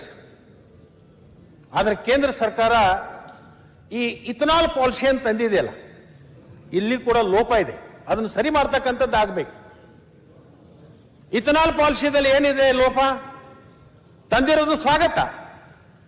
ಏನು ಲೋಪ ಅಂದ್ರೆ, ಡಾಕ್ಟ್ರೇ ಈ ಕಡೆ ಸ್ವಲ್ಪ ಲಕ್ಷ ಕೊಡ್ರಿ, ನಿಮ್ದು ಬಹಳ ದೊಡ್ಡ ಜವಾಬ್ದಾರಿ ಇದೆ. ಈಗ ಇಥನಾಲ್ ನಾವು ತಯಾರು ಮಾಡ್ತೀವಿ. 1 ಟನ್ ಕಬ್ಬಿಗೆ ಇಥನಾಲ್ ಎಷ್ಟು ಬರುತ್ತೆ? 80 ಇಥನಾಲ್ ಬರುತ್ತೆ ಅಧ್ಯಕ್ಷ. 1 ಲೀಟರ್ಗೆ 80 ಲೀಟರ್ ಇವತ್ತು ಇಥನಾಲ್ ಬರುತ್ತೆ.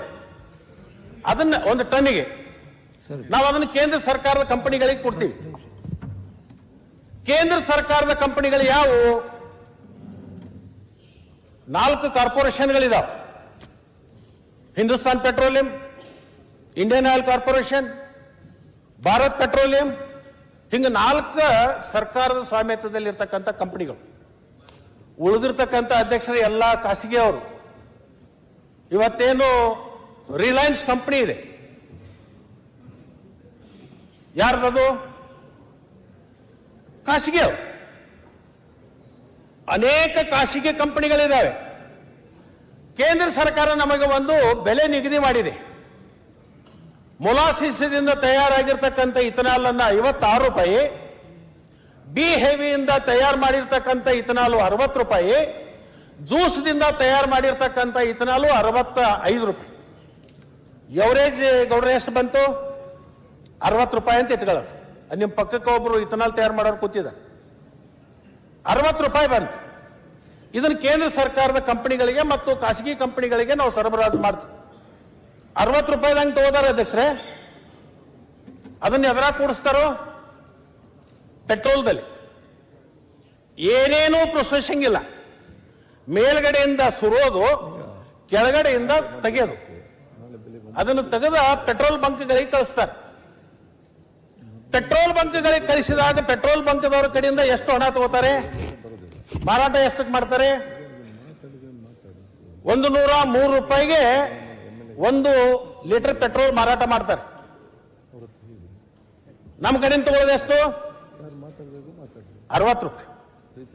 ಪೆಟ್ರೋಲ್ ಬಂಕ್ದವರಿಗೆ ಕಮಿಷನ್ ಕೊಡೋದು ಎಷ್ಟು? 3 ರೂಪಾಯಿ. ಉಳಿತ ಎಷ್ಟು? 100ದಲ್ಲಿ ನಮಗೆ ಕೊಟ್ಟದ್ದು ಎಷ್ಟು? 60. ಅವ್ರ ಕಡೆದು ಉಳಿದ ಎಷ್ಟು ಬರ್ತೇನೆ? ನಿಮ್ ಟ್ರಾನ್ಸ್ಪೋರ್ಟೇಷನ್ ನಿಮ್ಮ ಎಷ್ಟು ಲಾಭ ತಗೋತೀರ ಅದಕ್ಕೂ ಬರ್ತದೆ, ಟ್ಯಾಕ್ಸ್ಗೂ ಬರ್ತೀವಿ.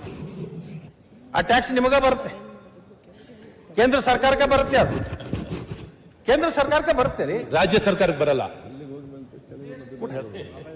ಕೂಡ್ರೆ ಕೂತ್ಕೊಳ್ಳಿ, ನಿನಗೆಲ್ಲವೂ ನಿನಗೆ ಬಿಡಿಸಿ ಹೇಳ್ತಾನು. ಇದ್ರದ್ದು ಒಂದು ಸ್ವಲ್ಪ ಇಲ್ಲಿ ಏನು ಧ್ವನಿ ತೆಗಿತಾರಲ್ಲ ಆ ಧ್ವನಿ ಡಿಸ್ಟರ್ಬ್ ಮಾಡಬೇಡಿ, ಅವ್ರು ಹೇಳ್ತಾರಲ್ಲ ಮಾತಾಡಿ ಮುಗಿಸ್ಲಿ. ಅಧ್ಯಕ್ಷರೇ, ಡಿಫರೆನ್ಸ್ ಎಷ್ಟಾಯ್ತು? 40 ರೂಪಾಯಿ. ಅವ್ರು ಮುಗಿಸ್ಬೇಕಲ್ಲ.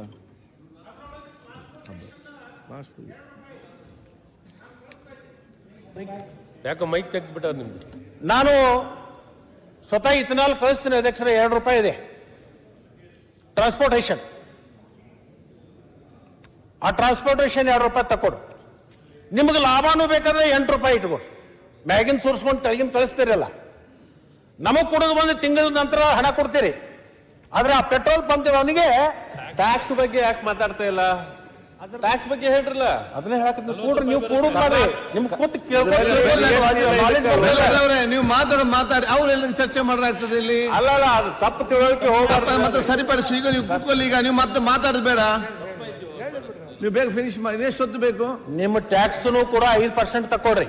ಸೌದಿ ಅವರೇ, ಎಷ್ಟೊತ್ತು ಬೇಕಿನ ಟೈಮ್? ಅಲ್ಲ ನೀವು ಈಗ ಕೊಟ್ಟಿದಾರ ಮಾತಾಡ್ದಾಡ್ರಿ ಅಧ್ಯಕ್ಷರೇ ಅವ್ರಿಗಾದ್ರೆ ಟೈಮ್ ಎಷ್ಟು ಬೇಕಂತ ಕೇಳ್ತೀರಿ, ನಮಗಾದ್ರೆ ಮುಗಿಸ್ರಿ ಆಯ್ತು ಮುಗಿದು ಅಂತೀರಿ, ಅವ್ರಿಗಾದ್ರೆ ಟೈಮ್ ಕೇಳ್ತೀರಿ. ಅಲ್ಲ ಸ್ವಲ್ಪ ಅವ್ರು ಇಂಡೈರೆಕ್ಟ್ ಆಗಿ ನಮ್ಮನ್ನ ಬೇಯಕತ್ತಾಗ ನಿಮ್ಗೆ ನಮ್ಮನ್ನ ಖುಷಿ ಕಾಣಿಸ್ತೈತಿ, ಮಜಾ ಅನಿಸ್ತೈತಿ ಕಾಣ್ತೈತಿ. ನನ್ಗೂ ಟೇಬಲ್ ಹಾಕ್ಬೇಕು, ಟೈಮ್ ಟೇಬಲ್. ನಾನು ಬೇಗ ಮುಗಿಸ್ಬೇಕಾಗಿತ್ತು. ನಾನು ಒಂದು ನೀರಾವರಿ ಇಲಾಖೆದ ಒಂದು ಸಭೆ ಇಟ್ಕೊಂಡು ನನ್ನ ಕ್ಷೇತ್ರದ ಡೆವಲಪ್ಮೆಂಟ್ ಬಗ್ಗೆ ಅದು ನಾನು ಹೋಗಬೇಕಾಗಿದೆ. ನನಗೂ ಹೆಚ್ಚಿನ ಸಮಯ ತಗೊಳ್ತಕ್ಕಂಥದ್ದು, ನನಗೆ ಸಮಯ ತೊಂದರೆ ಇದೆ. ಓಕೆ ಅಧ್ಯಕ್ಷರೇ, ನಾನು ಒಂದು ಮಾತು ಕೇಳ್ತೀನಿ. ಈ 40 ರೂಪಾಯಿ ಏನು ಡಿಫರೆನ್ಸ್ ಇದೆಯಲ್ಲ, 80 ಲೀಟರ್ ಡೀಸೆಲ್ ಇದಕ್ಕೆ ಇಥನಾಲ್ಗೆ ಎಷ್ಟು ದುಡ್ಡು ಉಳಿತೆ? 3200 ರೂಪಾಯಿ ಉಳಿತೆ ಅಧ್ಯಕ್ಷರೇ. ಅದು ಕೇಂದ್ರ ಸರ್ಕಾರಕ್ಕೂ ಹೋಗಲ್ಲ. ನೀವು ಕೇಂದ್ರ ಸರ್ಕಾರಕ್ಕೆ ಹೋಗ್ತದ ಅಂತ ನಿಮ್ಮ ಭ್ರಮೆ ಒಳಗೆ ನೀವು ಇರಬೇಡ್ರಿ. ಈ ಮಧ್ಯವರ್ತಿಗಳಿದಾರಲ್ಲ, ಅದಾನಿ, ಅಂಬಾನಿ, ಇಂಥ ಅನೇಕ ಖಾಸಗಿ ಕಂಪನಿಗಳಿಗೆ ಉಳಿತಾ ಇದೆ ಅಧ್ಯಕ್ಷರೇ. 1 ಟನ್ ಕಬ್ಬ ಬೆಳಿಬೇಕಾದ್ರೆ ನಮ್ಮದು ಏನು ಪರಿಸ್ಥಿತಿ? ಇವರೇನು ಖಾಸಗಿ ಕಂಪನಿಯವರು ಇದ್ದಾರೆ, ಇವರೇನು ಕಬ್ಬು ಕಡ್ದಿದಾರ? ಏನು ಹೊಲದಲ್ಲಿ ಬಂದು ನೀರು ಹಾಕಿದಾರ? ಏನು ಗೊಬ್ಬರ ಉಣಿಸಿದಾರ? ಅಥವಾ ಕಬ್ಬು ಕಡಿಗೆ ಹೋದಾಗ ರವದಿಯಿಂದ ಏನಾದ್ರೂ ಮೈ ಹರ್ಕೊಂಡಿದಾರ ಇವರು? ನಮಗೆ ಸಿಗೋದು ಅಧ್ಯಕ್ಷರೇ 3000 ರೂಪಾಯಿ 1 ಟನ್ನಿಗೆ. ಈ ಖಾಸಗಿ ದಲಾಲಿಗಳಿದಾರಲ್ಲ, ಇವರು ಸಿಗೋದು 3200 ರೂಪಾಯಿ. ಇದು ಕೃಷಿ ನೀತಿ ಬದಲಾಗಬೇಕು. ಇವತ್ತು ಕೃಷಿ ಆದಾಯವನ್ನ ದುಗುಣ ಮಾಡ್ತೀವಿ ಅಂತ ಹೇಳಿದ್ರಲ್ಲ, ಇದನ್ನ ಮಾಡಿ. ಈ 3200 ರೂಪಾಯಿದಲ್ಲಿ ನೀವು 500 ರೂಪಾಯಿ ನೀವು ಇಟ್ಕೊಡ್ರಿ, ನಿಮ್ಮ ಟ್ಯಾಕ್ಸ್, ನಿಮ್ಮದು ಕಮಿಷನ್ ಅಂತ 2500 ರೂಪಾಯಿ ಆ ರೈತಗಾದ್ರೂ ಕೊಡಿ. ಇಲ್ಲ, ರೈತರು ಕೊಡ್ಲಿಕ್ಕೆ ನಿಮಗೆ ಮನಸ್ಸಿಲ್ಲ ಅಂದ್ರೆ ಆ ಪೆಟ್ರೋಲ್ ಹಾಕ್ತಕ್ಕಂಥ ಮೋಟಾರ್ ಸೈಕಲ್ ಕಾರ್ನವರು ಮಧ್ಯವರ್ತಿ ಏನು ಜನ ಇದಾರಲ್ಲ, ಕನಿಷ್ಠ ಒಂದು 10 ರೂಪಾಯಿ ಅವರಿಗೆ ಬೆಲೆ ಆದ್ರೂ ಕಡಿಮೆ ಮಾಡುವಂತ ಕೆಲಸ ಮಾಡ್ರಿ ಅಂತ ನಾನು ಕೇಳಬೇಕಾಗುತ್ತೆ ಅಧ್ಯಕ್ಷರೇ. ಸಾಮಾನ್ಯ ಜನರು ಇವತ್ತು ಬೈಕ್ ಮೇಲೆ ಓಡಾಡ್ತಕ್ಕಂಥವ್ರಿಗೆ ಒಂದು 10 ರಿಂದ 15 ರೂಪಾಯಿ ರೇಟ್ ಆದ್ರೂ ಕಡಿಮೆ ಮಾಡಿ. ಇಲ್ಲ, ಕಬ್ಬಿ ಬೆಳೆಗಾರರಿಗೆ ನೇರವಾಗಿ ನೀವು ಒಂದು ಕೆಲಸ ಮಾಡಿ. 3200 ಉಳಿತೈತಿ, ಇದರಾಗಿಂದ ಬಿಟ್ಟು ಒಂದು 2000 ರೂಪಾಯಿ ಇದನ್ನು ಸರ್ಕಾರದ ಸಹಾಯಧನ ಅಂತ ಹೇಳಿ ರೈತರ ಅಕೌಂಟ್ಗಳಿಗೆ ಕಳಿಸಿ. ನಿಮ್ಮನ್ನು ಇವತ್ತು ಇಡೀ ಕಬ್ಬು ಬೆಳೆಗಾರರು ನಿಮ್ಮನ್ನು ಪೂಜೆ ಮಾಡ್ತಾರೆ. ಇವತ್ತು ಇದ್ರ ಜೊತೆಗೆ ಈ ಭಾಗದಲ್ಲಿ ಗೋವಿನ ಜೋಳ ಬೆಳೀತದೆ ಅಧ್ಯಕ್ಷ. ಆ ಗೋವಿನ ಜೋಳದ ಪರಿಸ್ಥಿತಿನೂ ಅದೇ ಇದೆ. 1 ಕ್ವಿಂಟಾಲ್ಗೆ ಸಿ ಪಾಟೀಲ್ ರೇ 40 ಲೀಟರ್ ಬರುತ್ತೆ.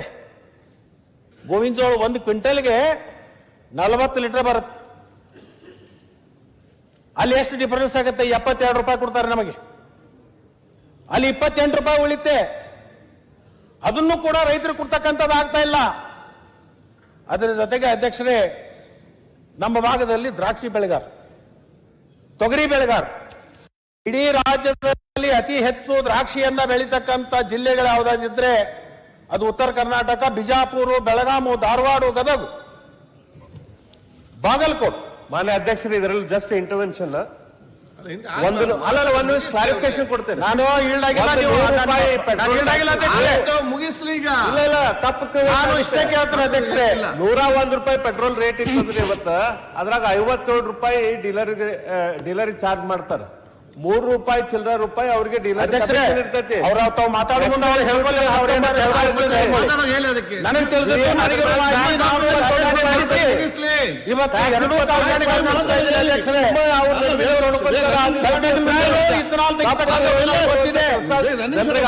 ಆಯ್ತು, ಮಾತಾಡಿ ಮುಗಿಸ್ಲಿ. ಬ್ರೈನ್ ಬೇಸ್ ಕೂಡ ನಾವು ತೆಗಿತಾ ಇದ್ದೀವಿ. ಮಾತಾಡಿ. ಅವ್ರು ಮಾತಾಡಲಿ ಚೆನ್ನಾಗಿ ಹೇಳ್ತಾರೆ, ಹೇಳಿ. ಆಯ್ತು, ನೀವು ರಾಜೇಗೌಡರು ಕೂತ್ಕೊಳ್ಳಿ. ಮಧ್ಯದಲ್ಲಿ ಡಿಸ್ಟರ್ಬ್ ಮಾಡ್ಲಿಕ್ಕೆ ಮಾತಾಡಿದ್ರೆ ನೀವು ಮಾತಾಡಿ, ನಾವು 2 ಮಿನಿಟ್ ಕೊಡ್ತೀನಿ. ನಿನಗೆ ಡಿಸ್ಟರ್ಬ್ ಮಾಡ್ಬೇಕಂತ ಆಸಕ್ತಿ ಇದ್ರೆ, ಇದ್ದಿದ್ ವಿಷಯ ಡಿಸ್ಟರ್ಬ್ ಮಾಡ್ಬೇಕು, ದಾರಿ ತಪ್ಪಿಸ್ಬೇಕು ಅಂತಿದ್ರೆ ಅದನ್ನ ಹೇಳಿಬೇಕಂತ ನಾ ಕೊಡ್ತೀನಿ, ಅಂತ ತೊಂದ್ರೆ ಇಲ್ಲ. ತುಂಬಾ ಹೇಳಕ್ ಹೋಗ್ಬೇಡ್ರಿ, ಇದ್ದಿದ್ ವಿಷಯ ಹೇಳ್ರಿ. ನಾ ಇದ್ದದನ್ನ ನನಗೆ ತಿಳಿದದ್ದು ಹೇಳ್ತೀನಿ. ನಾನು ಬೃಹಸ್ಪತಿ ಅಲ್ಲ, ನೀನು ಬೃಹಸ್ಪತಿ. ಏನ್ ಹೇಳು? ಬೆಲ್ಲದವರ ಟ್ಯಾಕ್ಸಸ್ ಹೇಳ್ತೀರಿ, ಟ್ಯಾಕ್ಸಸ್ ನಾಗ ಡೆವಲ್ಯೂಷನ್ ಆಫ್ ಟ್ಯಾಕ್ಸಸ್ ನಾಗ ನಮ್ಗೆ ರಾಜ್ಯಕ್ಕೆ ನ್ಯಾಯ ಸಿಗ್ತಾ ಇದೆಯಾ? ನೋಡಿ,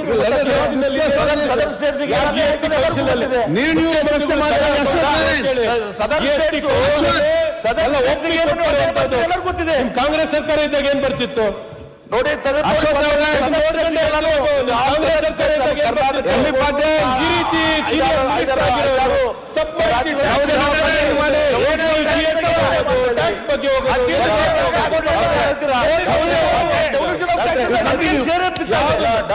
ಏನು ಡಿಸೆಂಟ್ರಲ್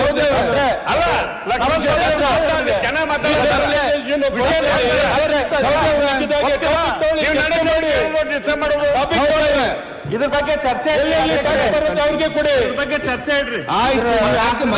ಡಿಸ್ಟರ್ಬಿಂಗ್ ಯಾವ ಊರಿನಿಂದ ಏನ್ ಅವ್ರಿಗೆ ಕೊಡಿ.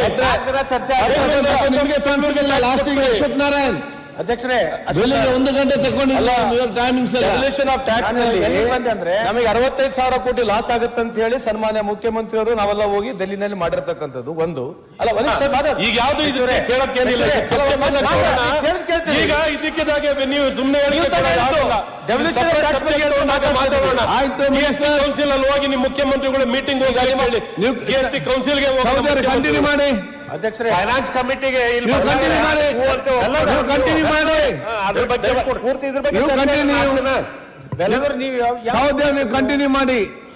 ಅಧ್ಯಕ್ಷರೇ, ನಾನೇನು ಸಲಹೆ ಕೊಡ್ತಾ ಇದ್ದೇನೆ ಅಂದ್ರೆ, ಏನು ಈ ಭಾಗದಲ್ಲಿ ದ್ರಾಕ್ಷಿ ಬೆಳೀತಕ್ಕಂಥ ರೈತರಿದ್ದಾರೆ, ಅದನ್ನೆಲ್ಲವೂ ಕೂಡ ಒಣ ದ್ರಾಕ್ಷಿ ಮಾಡ್ತಾರೆ, ಅದನ್ನ ಬೇದಾಣಿ ಮಾಡ್ತಾರೆ. ನಾನು ರಾಜ್ಯ ಸರ್ಕಾರಕ್ಕೆ ಏನೊಂದು ಸಲಹೆ ಮತ್ತು ನನ್ನೊಂದು ವಿನಂತಿ ಏನಂದ್ರೆ, ಕೇಂದ್ರ ಸರ್ಕಾರ ಅದಕ್ಕೊಂದು ಬೆಲೆ ನಿಗದಿ ಮಾಡಬೇಕು. ಅವರು ಅದರಿಂದ ಬರ್ತಕ್ಕಂಥ ಕನಿಷ್ಠ ಬೆಂಬಲ ಬೆಲೆಯನ್ನ ಈ ಒಣ ದ್ರಾಕ್ಷಿಗೆ ಕೇಂದ್ರ ಸರ್ಕಾರ ನಿಗದಿ ಮಾಡಬೇಕು. ಆ ನಿಗದಿ ಆದ್ಮೇಲೆ ಅದರ ಕೆಳಗಡೆ ಏನಾದ್ರೂ ಬಂದ್ರೆ ರಾಜ್ಯ ಸರ್ಕಾರ ಅದನ್ನ ಖರೀದಿಯನ್ನು ಮಾಡಿ, ಇವತ್ತೇನು ಗರ್ಭಿಣಿ ಹೆಣ್ಮಕ್ಕಳಿಗೆ ಪೌಷ್ಟಿಕ ಆಹಾರವನ್ನು ಕೊಡ್ತಾರಲ್ಲ, ಅದರ ಜೊತೆಗೆ ಇದನ್ನ ಒಣ ದ್ರಾಕ್ಷಿ ಕೊಡ್ಬೇಕು. ಅದರ ಜೊತೆಗೆ ಅಂಗನವಾಡಿ ಮಕ್ಕಳಿಗೆ ಏನು ಇವತ್ತು ಫುಡ್ ಕೊಡ್ತಾ ಇದ್ದಾರೆ, ಅದರ ಜೊತೆಗೆ ಇದನ್ನ ಕೂಡಿಸಿ ಕೊಡ್ತಕ್ಕಂಥ ಕೆಲಸ ಮಾಡಿದ್ರೆ ದ್ರಾಕ್ಷಿ ಬೆಳೆಗಾರರನ್ನು ಕೂಡ ಕೈ ಹಿಡ್ದಂಗಾಗುತ್ತೆ. ಆ ಕೆಲಸವನ್ನ ರಾಜ್ಯ ಸರ್ಕಾರ ಮಾಡಬೇಕು ಮತ್ತು ಕೇಂದ್ರ ಸರ್ಕಾರ ಬೆಲೆ ನಿಗದಿ ಮಾಡಬೇಕು ಅಧ್ಯಕ್ಷರೇ. ಅದರ ಜೊತೆಗೆ ಅಧ್ಯಕ್ಷರೇ, ಇವತ್ತು ಅತ್ಯಂತ ಹೆಚ್ಚು ತೊಗರಿ ಬೆಳೀತಕ್ಕಂಥ ಉತ್ತರ ಕರ್ನಾಟಕ, ಬೀದರ್, ಗುಲ್ಬರ್ಗಾ, ಬಿಜಾಪುರ, ಬೆಳಗಾಂ, ರಾಯಚೂರು, ಯಾದಗಿರಿ, ಈ ಭಾಗದಲ್ಲಿ ಬಹಳ ದೊಡ್ಡ ಪ್ರಮಾಣದಲ್ಲಿ ಇವತ್ತು ತೊಗರಿ ಬೆಳೆದಿದ್ದಾರೆ ಅಧ್ಯಕ್ಷ. ಅಕಾಲಿಕ ಮಳೆ, ಅಕಾಲಿಕವಾಗಿರ್ತಕ್ಕಂಥ ಹವಾಮಾನದ ವ್ಯತ್ಯಾಸ ಅನೇಕ ಕಡೆ ಇಳುವರಿಯಲ್ಲಿ ತೊಂದರೆ ಆಗ್ತಾ ಇದೆ ಅಂತಕ್ಕಂಥದ್ದು ಇವತ್ತು ನಮ್ಮ ಮುಂದೆ ಬರ್ತಾ ಇದೆ. ಅದರ ಜೊತೆಗೆ ಒಂದು ಕಡೆ ಕೂಗಿದೆ, ಯಾವುದೇ ಒಬ್ರು ಕಳಪೆ ಬೀಜ ಬರ್ತಾ ಇದೆ, ಈ ಕಳಪೆ ಬೀಜನಿಂದ ಹಿಂಗೆ ಆಗಿದೆ ಅಂತ. ನಾನು ರಾಜ್ಯ ಸರ್ಕಾರಕ್ಕೆ ವಿನಂತಿ ಮಾಡಕೊತೀನಿ, ಅದಕ್ಕೊಂದು ಸಮಿತಿ ರಚನೆ ಮಾಡಿ, ಅದೇನಾದ್ರೂ ಕಳಪೆ ಬೀಜದಿಂದ ಆಗಿದೆಯೋ ಅಥವಾ ಹವಾಮಾನ ವಿಪರೀತ ವ್ಯತ್ಯಾಸದಿಂದ ಆಗಿದೆಯೋ, ಯಾವುದರಿಂದ ಅದು ಇವತ್ತು ಹಾನಿಯಾಗಿದೆ ಅದನ್ನ ತನಿಖೆ ಮಾಡಲಿಕ್ಕೆ ಒಂದು ಸಮಿತಿಯನ್ನು ಮಾಡಿಕೊಂಡು ಯಾವ್ದರಿಂದ ಆಗಿದೆ ಅಂತ ತಿಳ್ಕೊಂಡು ಒಂದು ವೇಳೆ ಏನಾದ್ರೆ ಆ ಒಂದು ಬೀಜವನ್ನ ಸರಬರಾಜು ಮಾಡಿರ್ತಕ್ಕಂಥವ್ರು ಏನಾದರೂ ಲೋಪದೋಷ ಇದ್ರೆ ಅವ್ರ ಮೇಲೆ ಕಠಿಣ ಕ್ರಮವನ್ನು ತಗೋಬೇಕು ಅಂತಕ್ಕಂಥದ್ದನ್ನು ಕೂಡ ಈ ಸಂದರ್ಭದಲ್ಲಿ ನಾನು ಸರ್ಕಾರಕ್ಕೆ ವಿನಂತಿಯನ್ನು ಮಾಡ್ತೀನಿ. ಅದರ ಜೊತೆಗೆ ಅಧ್ಯಕ್ಷರೇ, ಬಹಳ ಪ್ರಮುಖವಾಗಿರ್ತಕ್ಕಂಥದ್ದು ಕೃಷ್ಣ ಮೇಲ್ದಂಡೆ ಯೋಜನೆ. ಇವತ್ತು ಅನೇಕ ಜನ ಮಾತಾಡಿದ್ದಾರೆ, ಅದ್ರ ಬಗ್ಗೆ ಸವಿಸ್ತಾರ ನಾನು ಮಾತಾಡ್ಲಿಕ್ಕೆ ಹೋಗುದಿಲ್ಲ. ಅಲ್ಲಿ ಒಂದು ಸಣ್ಣ ಕೊರತೆ ಆಗ್ತದೆ. ಕೃಷ್ಣಾ ನದಿ ಪ್ರತಿ ವರ್ಷ ಮಹಾಪುರ ಬರುತ್ತೆ. ಮಹಾಪುರ ಬಂದಂತ ಸಂದರ್ಭದಲ್ಲಿ ಅನೇಕ ನಮ್ಮ ಗ್ರಾಮಗಳು, ನೂರಾರು ಗ್ರಾಮಗಳು ಮುಳುಗಡೆಯಾಗಿ ಸಮಸ್ಯೆಯನ್ನು ಎದುರಿಸ್ತಾವೆ. ಅವಕ್ಕೆ ಪುನರ್ವಸತಿ ಕೇಂದ್ರಗಳು ಮಾಡಬೇಕಾಗಿದೆ. ಅದರ ಸರ್ಕಾರ ಒಂದು ಹೆಜ್ಜೆ ಇಟ್ಟಿದೆ, ಅದನ್ನು ಸ್ವಾಗತ ಮಾಡ್ತೀನಿ. ಅದನ್ನು ನಾವು ಮಾಡುವಂತ ಕೆಲಸ ಮಾಡ್ತೀವಿ. ಆದರೆ ಇದೇ ಕೃಷ್ಣಾ ನದಿ ಬೇಸಿಗೆ ಕಾಲದಲ್ಲಿ ಮಹಾರಾಷ್ಟ್ರದ ಗಡಿಯಿಂದ ಹಿಡ್ಕೊಂಡು ಅದು ಚಿಕ್ಕಲಿಗಿ ಬ್ಯಾರೇಜ್ವರೆಗೆ ನದಿ ಬತ್ತಿ ಹೋಗಿಬಿಡುತ್ತೆ. ನದಿ ಬತ್ತಿ ಹೋಗಿ ಇವತ್ತು ಬೇಸಿಗೆ ಕಾಲದಲ್ಲಿ ನಮಗೆ ಬಹಳಷ್ಟು ತೊಂದರೆ ಆಗುತ್ತೆ. ಅಧ್ಯಕ್ಷರೇ, ನಂದು ಒಂದು ಸಲಹೆ ಏನಂದ್ರೆ, ಮಹಾರಾಷ್ಟ್ರ ಸರ್ಕಾರ ಜೊತೆಗೆ ಏನಾದ್ರೆ ಮಾತನಾಡಿ, ನಮ್ಮ ಆಲ್ಮಟ್ಟಿ ನೀರಿನ, ಅದು ಎಂ ಬಿ ಪಾಟೀಲ್ರಿಗೆ ಬಹಳ ಗೊತ್ತಿರ್ತಕ್ಕಂಥ ಸಂಗತಿ, ಆಲ್ಮಟ್ಟಿ ನೀರನ್ನ ಅವರು ಹಿಂದಕ್ಕಿರ್ತಕ್ಕಂಥ ನೀರನ್ನ ಪಡ್ಕೊಂಡು 3 TMCನೋ 4 TMC ಅಕ್ಕಲಕೋಟೆ ಜತ್ತದ ಭಾಗದ ನೀರಾವರಿಗೆ ಅವಶ್ಯಕತೆ ಇದೆ. ಇಲ್ಲಿ ಒಂದು 3 ಅಥವಾ 4 TMC ನೀರನ್ನ ಮಹಾರಾಷ್ಟ್ರ ಕೊಟ್ಟು, ಮಹಾರಾಷ್ಟ್ರದಿಂದ ನಮ್ಮ ಕೊಯ್ನಾ ಇರಬಹುದು, ಬೇರೆ ಬೇರೆ ಡ್ಯಾಮ್ಗಳಿದಾವೆ. ಕೃಷ್ಣಾ ನದಿ 7 ನದಿಗಳು ಸೇರ್ತಾವೆ ಅಧ್ಯಕ್ಷ. ಅನೇಕ ಕಡೆ ಅವರು ಡ್ಯಾಮ್ಗಳನ್ನು ಕಟ್ಟಿದ್ದಾರೆ. ಬೇಸಿಗೆ ಕಾಲದಲ್ಲಿ ಅವರಿಂದ ನಮಗೆ ಒಂದು 3 ರಿಂದ 4 TMC ನೀರನ್ನ ಪಡ್ಕೊಳ್ತಕ್ಕಂಥ ಒಂದು ಏನಾದರೂ ಚರ್ಚೆ ಮಾಡ್ಕೊಂಡು ಒಪ್ಪಂದ ಮಾಡ್ಕೊಂಡ್ರೆ ಒಂದು ಶಾಶ್ವತವಾಗಿಂತ ಪರಿಹಾರ ಸಿಗುತ್ತೆ. ಅದು ಒಂದು ವೇಳೆ ಆಗದೇ ಇದ್ರೆ, ಈಗಾಗಲೇ ಒಂದು ಸಣ್ಣ DPR ಅನ್ನ ನಾವು ಮಾಡಿರ್ತಕ್ಕಂಥದ್ದು ಅಧ್ಯಕ್ಷ. 350 ಕೋಟಿ ಆಲ್ಮಟ್ಟಿ ಹಿನ್ನೀರಿನ ಬೇಸಿಗೆ ಕಾಲದಲ್ಲಿ ಇರ್ತಕ್ಕಂಥ ನೀರನ್ನ ನಾವು ಪಡ್ಕೊಂಡು ಅದನ್ನ ಹಿಪ್ಪರಿಗಿ ಬ್ಯಾರೇಜ್ ಡ್ಯಾಮ್ಗಳಲ್ಲಿ ತಂದು ಬಿಟ್ರೆ, ಅದರಿಂದ ಈ ಭಾಗದ ಮಹಾರಾಷ್ಟ್ರದಿಂದ ಏನು ಗಡಿವರೆಗೆ ಇರ್ತಕ್ಕಂಥ ನಮ್ಮ ಹಳ್ಳಿಗಳಿದಾವೆ, ಕುಡಿ ನೀರಿನ ಸಮಸ್ಯೆ, ದನಕರಗಳ ಸಮಸ್ಯೆ, ಬೆಳೆದಿರ್ತಕ್ಕಂಥ ಬೆಳೆ ಹಾಳಾಗಲಾರ್ದೆ ಅದು ಕೂಡ ಒಂದು ಕ್ಲಾರಿಫೈ. ಈಗ ಅವರು ಏನು ಈ ಗಡಿ ಕನ್ನಡಿಗರಿದ್ದಾರೆ, ಜತ್ ತಾಲೂಕಾ ನನ್ನ ಮತಕ್ಷೇತ್ರ ಇದಾವೆ. ಮಾನವೀಯತೆ ದೃಷ್ಟಿಯಿಂದ ನಾವು ಅವಾಗ ಕುಡಿಲಿಕ್ಕೆ ನೀರು ಕೊಡ್ತೀವಿ, ಅವ್ರಿಗೂ ಗೊತ್ತು. ಈಗ ಅಲ್ಲಿ ಅವ್ರದ್ದು ಮೈಸಾಳ ಯೋಜನೆ ಬರ್ತಾ ಇದೆ. ಅದು ಮೈಸಾಳ ಯೋಜನೆ ಕಂಪ್ಲೀಟ್ ಆದ್ರೆ ಅದು ಪರ್ಮನೆಂಟ್ ನಮ್ಗೆ ಇದು ಆಗೋದಲ್ಲ. ಅವ್ರು ಹೇಳೋದ್ರಲ್ಲಿ ಅರ್ಥ ಇರೋದೇ, ಬೇಸಿಗೆ ಕಾಲದಲ್ಲಿ ಅವ್ರು ನಮ್ಗೆ ಪ್ರತಿ ಸಲ ನಾವು ಹೋಗಿ ಮಹಾರಾಷ್ಟ್ರಕ್ಕೆ ಹೋಗಿ ನೀರು ಬಿಡಿ ಅಂತ ಹೇಳಿ ಹೋಗಿ ಡೆಲಿಗೇಷನ್ ತಗೊಂಡು ಹೋಗಿ ಮುಖ್ಯಮಂತ್ರಿಗಳ ಕಡೆ ಫೋನ್ ಮಾಡಿಸಿ ನೀರಾವರಿ ಸಚಿವರು, ಇನ್ನಿತರ ಸಚಿವರೆಲ್ಲ ಕೂಡಿ, ಶಾಸಕರು ಕೂಡ ಹೋಗುವಂತದ್ದು. ಬೇಸಿಗೆಯಲ್ಲಿ ಅವ್ರು ಕೊಟ್ರೆ ನಾವು ಅವರಿಗೆ ಇಲ್ಲಿ ಮಳೆಗಾಲದಲ್ಲಿ ಇದು ಕೊಡ್ತೀವಿ. ಮತ್ತು ನಮ್ದು ಏನೋ ಒಂದು ಸಿಸ್ಟಮ್ ಇದೆ, ಯಾಕಂದ್ರೆ ಆ ಇನ್ಫ್ರಾಸ್ಟ್ರಕ್ಚರ್ ಕ್ರಿಯೇಟ್ ಮಾಡೋಕ್ಕಾಗಲ್ಲ. ನಾವು ಸುಮಾರು 3600 ಕೋಟಿ ರೂಪಾಯಿ ಕೊಟ್ಟು ನಂದೇ ಮತಕ್ಷೇತ್ರದಲ್ಲಿರುವಂಥ ತುಪ್ಚಿ ಬಬಲೇಶ್ವರ ಏತ್ ನೀರಾವರಿಯಲ್ಲಿ ಆ ಸಿಸ್ಟಮ್ ಅವರು ಯೂಸ್ ಮಾಡ್ಕೊಳಕ್ ಸಾಧ್ಯ ಆಗ್ತದೆ. ಅವರು ಮೈಸಾಳ ಯೋಜನೆ 40 ವರ್ಷ ಆಯಿತು, ಅದು ಮಾಡ್ತೀವಿ, ನೀರು ಬರ್ತದೆ ಅಂತ ಹೇಳ್ತಾ ಇದ್ದಾರೆ, ಅದು ಬರ್ತಾ ಇಲ್ಲ ಅವ್ರದಲ್ಲಿ. ಹೀಗಾಗಿ ಅದನ್ನೊಂದು ಶಾಶ್ವತವಾದಂಥ ಪರಿಹಾರ ಗಡಿ ನಮ್ಮ ಕನ್ನಡಿಗರಿದ್ದಾರೆ ಎಲ್ಲರೂ ಅಲ್ಲಿ ಗಡಿ ಭಾಗ, ಜತ್ತು, ಸಂಕು, ಅವ್ರಿಗೆಲ್ಲ ಗೊತ್ತು, ನನಗೂ ಗೊತ್ತು, ಅವ್ರಿಗೂ ತಿಕ್ಕುಂಡಿ ಎಲ್ಲ ಗ್ರಾಮಕ್ಕೆ ಅದು ಒಂದು ಪರಿಹಾರ ಆಗ್ಲಿಕ್ಕೆ ಕೂಡ ಸೂಕ್ತ ಆಗ್ತದೆ ಅಲ್ಲಿ. ಅಧ್ಯಕ್ಷರೇ, ನಂದು 5-10 ನಿಮಿಷ ಬಿಡ್ತೀನಿ. ಏನ್ ನಿಮ್ ಕಡೆ ಮಾಡಬೇಡಿ, ಒಂದು 5-10 ನಿಮಿಷ ಮುಗಿಸ್ಬಿಡ್ತೀನಿ. 115 ಆಯ್ತು, 125 ಅಲ್ಲಿ ನನಗೂ ಅಲ್ಲಿ ಕಾಣಿಸ್ತೆ. ಅಧ್ಯಕ್ಷರೇ, ಇನ್ನು ಉಳಿದಿರ್ತಕ್ಕಂಥದ್ದು ಈ ಭಾಗದಲ್ಲಿ ಏನು ನಾವು ರೈತರು, Belagavi DCC bank, Bijapur DCC bank, Bagalkote DCC bank, apex bank, ಈ ಭಾಗದಲ್ಲಿ ಅತ್ಯಂತ ಹೆಚ್ಚು ಕೃಷಿಕರಿಗೆ ಸಾಲವನ್ನ ಕೊಡ್ತಕ್ಕಂಥ ಬ್ಯಾಂಕ್ಗಳು ಸಹಕಾರಿ ಬ್ಯಾಂಕ್ಗಳು ಅಧ್ಯಕ್ಷ. ಈ ಎಲ್ಲಾ ಬ್ಯಾಂಕ್ಗಳು ರಾಯಚೂರು ಕೂಡ ಹಿಡ್ಕೊಂಡು ಅನೇಕ DCC ಬ್ಯಾಂಕ್ಗಳ ಮುಖಾಂತರ ರೈತರಿಗೆ ಬೆಳೆ ಸಾಲವನ್ನು ಕೊಡ್ತೀವಿ ಅಧ್ಯಕ್ಷ. ಈ ಬೆಳೆ ಸಾಲ ನಾವು ಯಾವ ರೀತಿ ಕೊಡ್ತೀವಿ ಅಂದ್ರೆ, ಬಡ್ಡಿ ರಹಿತವಾಗಿರ್ತಕ್ಕಂಥ ಸಾಲವನ್ನು ಕೊಡ್ತೀವಿ. ರೈತರಿಗೆ ಬಹಳ ದೊಡ್ಡ ಅದೊಂದು ಸಹಾಯ ಆಗ್ತಕ್ಕಂಥ ಯೋಜನೆ. ಬಡ್ಡಿ ರಹಿತ ಸಾಲವನ್ನು ಪಡ್ಕೊಳ್ತಕ್ಕಂಥ ಬಹುತೇಕ ಅತಿ ಹೆಚ್ಚು ಅದರ ಲಾಭವನ್ನು ಪಡ್ಕೊಂಡಿರ್ತಕ್ಕಂಥದ್ದು ಕರ್ನಾಟಕದಲ್ಲಿ ಇರ್ತಕ್ಕಂಥ, ಅದರಲ್ಲಿ ವಿಶೇಷವಾಗಿ ಉತ್ತರ ಕರ್ನಾಟಕದ ಜನ. ಆ ಉತ್ತರ ಕರ್ನಾಟಕದ ಜನರಿಗೆ ಇವತ್ತು ನಾವು ಯಾವ ಪದ್ಧತಿಯಲ್ಲಿ ಕೊಡ್ತಿದ್ವಿ ಅಂದ್ರೆ, ಬಸವನಗೌಡರಿಗೆ ಗೊತ್ತಿದೆ, ಅವರು ಸಹಕಾರಿ ಕ್ಷೇತ್ರದಲ್ಲಿ ಕೆಲಸ ಮಾಡ್ತಾ ಇದ್ದಾರೆ, ಸಂಸ್ಥೆಗಳನ್ನು ಕಟ್ಟಿದ್ದಾರೆ. ನಬಾರ್ಡ್ದವರು ನಮಗೆ ಪ್ರತಿ ವರ್ಷ 40% ನಾವು ಸಾಲ ಹಂಚಿರೋದ್ರಲ್ಲಿ 1,000 ಕೋಟಿ ನಾವು ಸಾಲ ಹಚ್ಚಿದ್ರೆ 400 ಕೋಟಿ ಅವ್ರು ಕೊಡ್ತಾರೆ, 600 ಕೋಟಿ ಜಿಲ್ಲಾ ಮಧ್ಯವರ್ತಿ ಬ್ಯಾಂಕ್ಗಳ ಸಾರ್ವಜನಿಕರಿಂದ ಡಿಪಾಸಿಟ್ ಅನ್ನ ಕಲೆಕ್ಟ್ ಮಾಡಿಕೊಂಡು ಅದರಿಂದ ನಾವು ರೈತರಿಗೆ ಸಾಲವನ್ನು ಕೊಡ್ತೀವಿ. ಅದರದ ಬಡ್ಡಿ ಕೇಂದ್ರ ನಮ್ಮ ರಾಜ್ಯ ಸರ್ಕಾರ ಕೊಡ್ತೀವಿ. ಇವತ್ತು ಅಧ್ಯಕ್ಷರೇ ಏನಾಗಿದೆ ಅಂದ್ರೆ ಈ ವರ್ಷಕ್ಕೆ ಏನು 40% ನಬಾರ್ಡ್ ಮುಖಾಂತರ ಸಾಲವನ್ನ ಕರ್ನಾಟಕಕ್ಕೆ ಕೊಡ್ತಾ ಇದ್ವಿ. ಅದು ದೇಶ ಮಟ್ಟದಲ್ಲಿ ಆಗಿದೆ, ಕೇವಲ ಕರ್ನಾಟಕ ಅಂತಲ್ಲ. ಇವತ್ತು ಕೇಂದ್ರ ಸರ್ಕಾರ ಎಲ್ಲಿಗೆ ತಂದು ನಿಲ್ಲಿಸಿದೆ ಅಂದ್ರೆ 10% ತಂದು ನಿಲ್ಲಿಸಿದೆ. ಕೇವಲ 10%.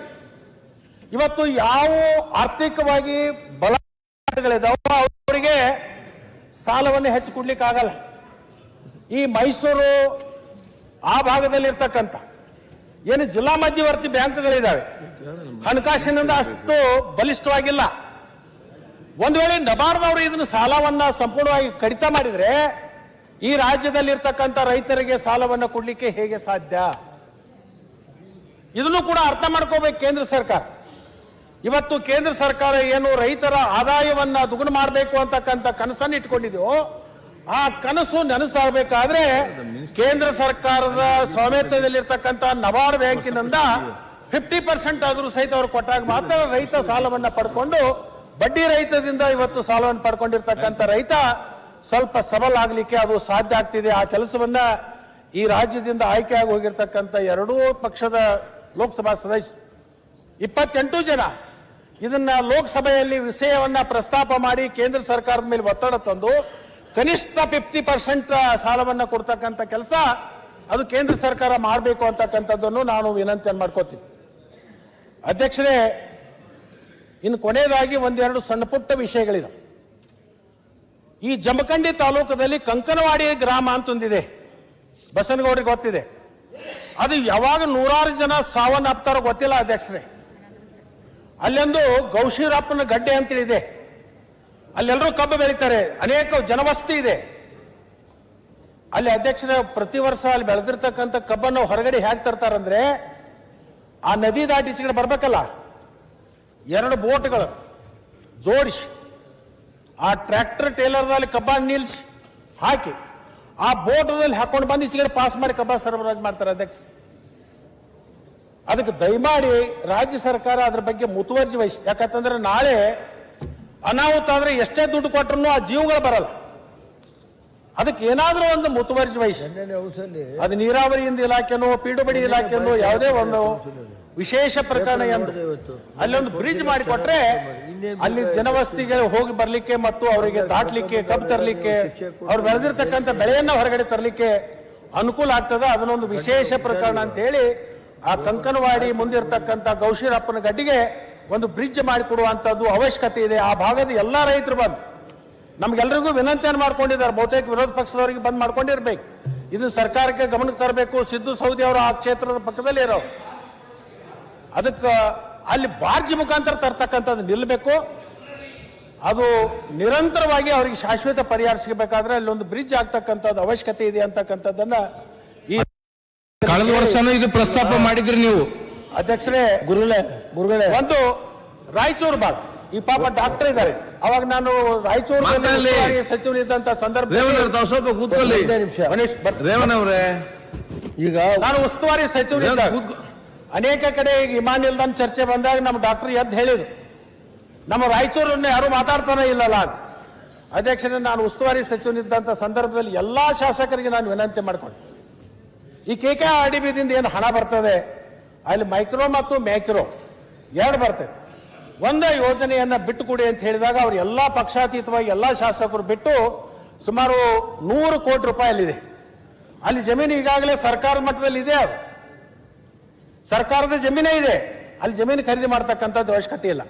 ಇನ್ನು ಉಳಿದಿರ್ತಕ್ಕ, ಯಾಕಂದ್ರೆ ಇಲ್ಲಿ ನಮ್ಮ ವಿಮಾನಯಾನಕ್ಕೆ ಸಂಬಂಧಪಟ್ಟಿರ್ತಕ್ಕಂಥ ಸಚಿವರು ಇಲ್ಲಿ ಇರೋದ್ರಿಂದ ಅವ್ರ ಗಮನಕ್ಕೆ ತರಾಕತ್ತೀನಿ. ಡಾಕ್ಟ್ರೆ, ನಮ್ಮ MB ಪಾಟೀಲ್ ಅದ್ರದ್ದು ಅವ್ರ ಆಧೀನದಲ್ಲಿ ಬರುತ್ತೆ.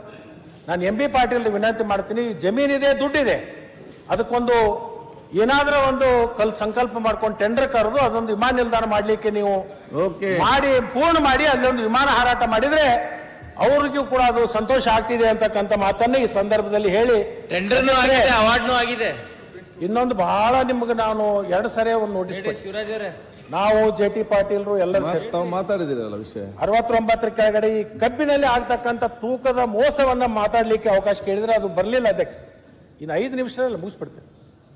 ಹಿಂದಿನ ಅಧಿವೇಶನದಲ್ಲಿ ನಮ್ಮ ಸಕ್ಕರೆ ಸಚಿವರಿಗೆ ನಾವು ವಿನಂತಿ ಮಾಡ್ಕೊಂಡೆ ಅಧ್ಯಕ್ಷ, ಈ ರಾಜ್ಯದಲ್ಲಿರ್ತಕ್ಕಂಥ ರೈತರಿಗೆ, ಕಾರ್ಮಿಕರಿಗೆ ಸಾರಿಗೆ ವ್ಯವಸ್ಥೆ ಇರ್ತಕ್ಕಂಥವ್ರು,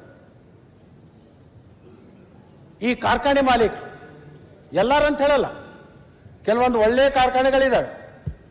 ನಾನು ಈ ನಮ್ಮ ಬಸನಗೌಡ ಕಾರ್ಖಾನೆ ಹಿಂದೆ ಅಲ್ಲಿರ್ತಕ್ಕಂಥ ರೈತನಿಗೆ ಕೇಳಿ, ಬಸನಗೌಡರದು ಏನಾದ್ರೆ ತೂಕದಲ್ಲಿ ವ್ಯತ್ಯಾಸ ಮಾಡ್ತಾನೆ, ಇಲ್ರಿ ಕರೆಕ್ಟ್ ಕೊಡ್ತಾರ ಅವರು ಅಂತ. ಇಂಥ ಕರೆಕ್ಟ್ ಕೊಡೋರಿಗೆ ಯಾರ್ಯಾರು ಕರೆಕ್ಟ್ ಕೊಡ್ತಾರಲ್ಲ ಅವರೆಲ್ಲರಿಗೂ ರೈತರ ಪರವಾಗಿ ನಾನು ಅಭಿನಂದನೆಗಳನ್ನು ಹೇಳ್ತೀನಿ. ಆದರೆ ಅಧ್ಯಕ್ಷರೇ, ಸಕ್ಕರೆ ಸಚಿವರು ನಮಗೆ ಕಳೆದ ಚುನಾವಣೆಯಲ್ಲಿ ಕಳೆದ ಅಪ್ಪಿ ಕೆಳಗೆ ನುಂಗಿದ್ರೆ ಅವರು ರಂಗೋಲಿ ಕೆಳಗೆ ನುಗ್ಗಲಾಯ್ತಾ ಇದ್ದಾರೆ. ಇನ್ನೂ ಅನೇಕ ಕಾರ್ಖಾನೆಯವರು ಅಧ್ಯಕ್ಷರೇ ಒಂದು ಟ್ರಿಪ್ ಕಬ್ಬು ಬಂದಾಗ 1.5 ಟನ್ನ 1 ಟನ್ನ 2 ಟನ್ನ ಇವತ್ತಿಗೂ ಹೊಡಿತಾರೆ. ನನಗೆ ಆಶ್ಚರ್ಯ ಅನಿಸ್ತು. ನಿನ್ನೆ ನಮ್ಮ ಸಕ್ಕರೆ ಸಚಿವರು ಒಂದು ಮಾತು ಹೇಳಿದ್ರು, ಯಾರು ಕಳ್ತನ ಮಾಡ್ತಾರೆ ಅವ್ರ ಹೆಸರು ಹೇಳ್ರಿ, ಅವ್ರ ಮ್ಯಾಗ ಆಕ್ಷನ್ ತಗೋತೀವಿ ಅಂತ ಹೇಳಿ. ನಾನು ಅದನ್ನ ಲಕ್ಷ್ಮಣ ನೀವೇನಾರ ಹೆಸರು ಮಾತಾಡಿ ಮುಗಿಸ್ಲಿ. ಸೆಟ್ ಮಾಡಿಬಿಡ್ತಾರ ನಿಮ್ ಮಂತ್ರಿ. ಆಯ್ತು ನೋಡ್ರಿ, ಈಗ ಕಾಟ ಕೂಡ್ಸರ ತಿಳ್ಕೊರಿ, ಆ ಕಾಟ ಮಾಡೋನೆ ಫ್ಯಾಕ್ಟರಿ ಬುಕ್ ಮಾಡ್ತಾರೆ, ಅಲ್ಲಿಂದ ಏನ್ ಮಾಡೋರು? ಮಾತಾಡಿ ಫಿನಿಶ್ ಮಾಡಿ. ಇದು ಆಡಳಿತ ಪ್ರಾಮಾಣಿಕಬೇಕು. ನೀವು ಎಲ್ಲರ ಸಚಿವರಿಗೆ ಕೊಟ್ರ ಚಲೋ ಉತ್ಪನ್ನ ಆಗ್ತದೆ. ಯತ್ನಾಳ್ ಅವರೇ ಅವರು ಸಲಹೆ ಕೊಡ್ತಾರೆ. ಅಧ್ಯಕ್ಷರೇ, ಈ ರೈತರು ಯಾರು ಮೋಸ ಮಾಡ್ತಾನೋ ಅಂತ ಅವನ ಹೆಸರು ಹೇಳಿದ್ರೆ ಅವನ ಕಬ್ಬನ ವಾಪಸ್ ಕಳಿಸ್ತಾರೆ. ಎಲ್ಲಿ ಹೋಗ್ಬೇಕು ಅವನು? ಎಲ್ಲಿ ಹೋಗ್ಬೇಕು? ಹೆದರಿ ಅವನು ಹೇಳಕ್ ಹೋಗಲ್ಲ. ಯಾರು ಮಾಡ್ತಾರೋ ಅವ್ರ ಹೆಸರು ಹೇಳ್ರಿ ಅಂತ ನಮ್ಮನ್ನು ಕೇಳಿದ್ರೆ ಅಧ್ಯಕ್ಷ ನಾನು ಕೇಳ್ತೀನಿ, ನನಗೊಂದು ವೇಳೆ ಬೊಗಳ್ಲಿಕ್ಕೆ ಬರ್ತಿತ್ತಂದ್ರೆ ನಾನು ಯಾಕೆ ನಾಯಿ ಸಾಕ್ಬೇಕು? ನನಗೆ ಬೊಗಳ್ಲಿಕ್ಕೆ ಬರ್ತಿದ್ರೆ ನನ್ನ ಮನೆ ಒಳಗೆ ನಾನು ಯಾಕೆ ನಾಯಿ ಸಾಕ್ಬೇಕು? ಅಧ್ಯಕ್ಷ, ನಾನು ಇಷ್ಟೇ ಕೇಳ್ತೀನಿ, ಇವತ್ತು ಏನು ಖಾಸಗಿ ಕಾರ್ಖಾನೆಗಳಿದಾವೆ, ಆ ಗೇಟದ ಮುಂದೆ ಒಂದು 10 ಗುಂಟೆನೋ 20 ಗುಂಟೆನೋ ಜಮೀನನ್ನ ನೀವು ಪಡ್ಕೊಂಡು ಲ್ಯಾಂಡ್ ಅಕ್ವಿಷನ್ ಮಾಡ್ಕೊರಿ, ಇಲ್ಲ ಕಾರ್ಖಾನೆ ಅವ್ರದನ್ನೇ ಜಮೀನು ನೀವು ತಗೋರಿ. ಗೇಟ್ ಹೊರಗಡೆ APMC ಮುಖಾಂತರ ಒಂದು ತೂಕದ ಯಂತ್ರವನ್ನು ಹಾಕಿ ಪ್ರತಿಯೊಬ್ಬ ರೈತರು ಆ ಕಾಟನ್ ಮೇಲೇನೆ ಹೋಗ್ಬೇಕು, ಆ ಯಂತ್ರದ ಮೇಲೇನೆ. ಇಲ್ಲಿ ತೂಕ ನೋಡ್ಬೇಕು ಎಷ್ಟು ಬಂದಿದೆ ಅಂತೇಳಿ. ಒಳಗಡೆ ಹೋದ್ಮೇಲೆ ತಾನು ಗೊತ್ತಾಗುತ್ತೆ ಸರಿಯಾಗಿದೆಯೋ ಇಲ್ಲೋ ಅಂತ.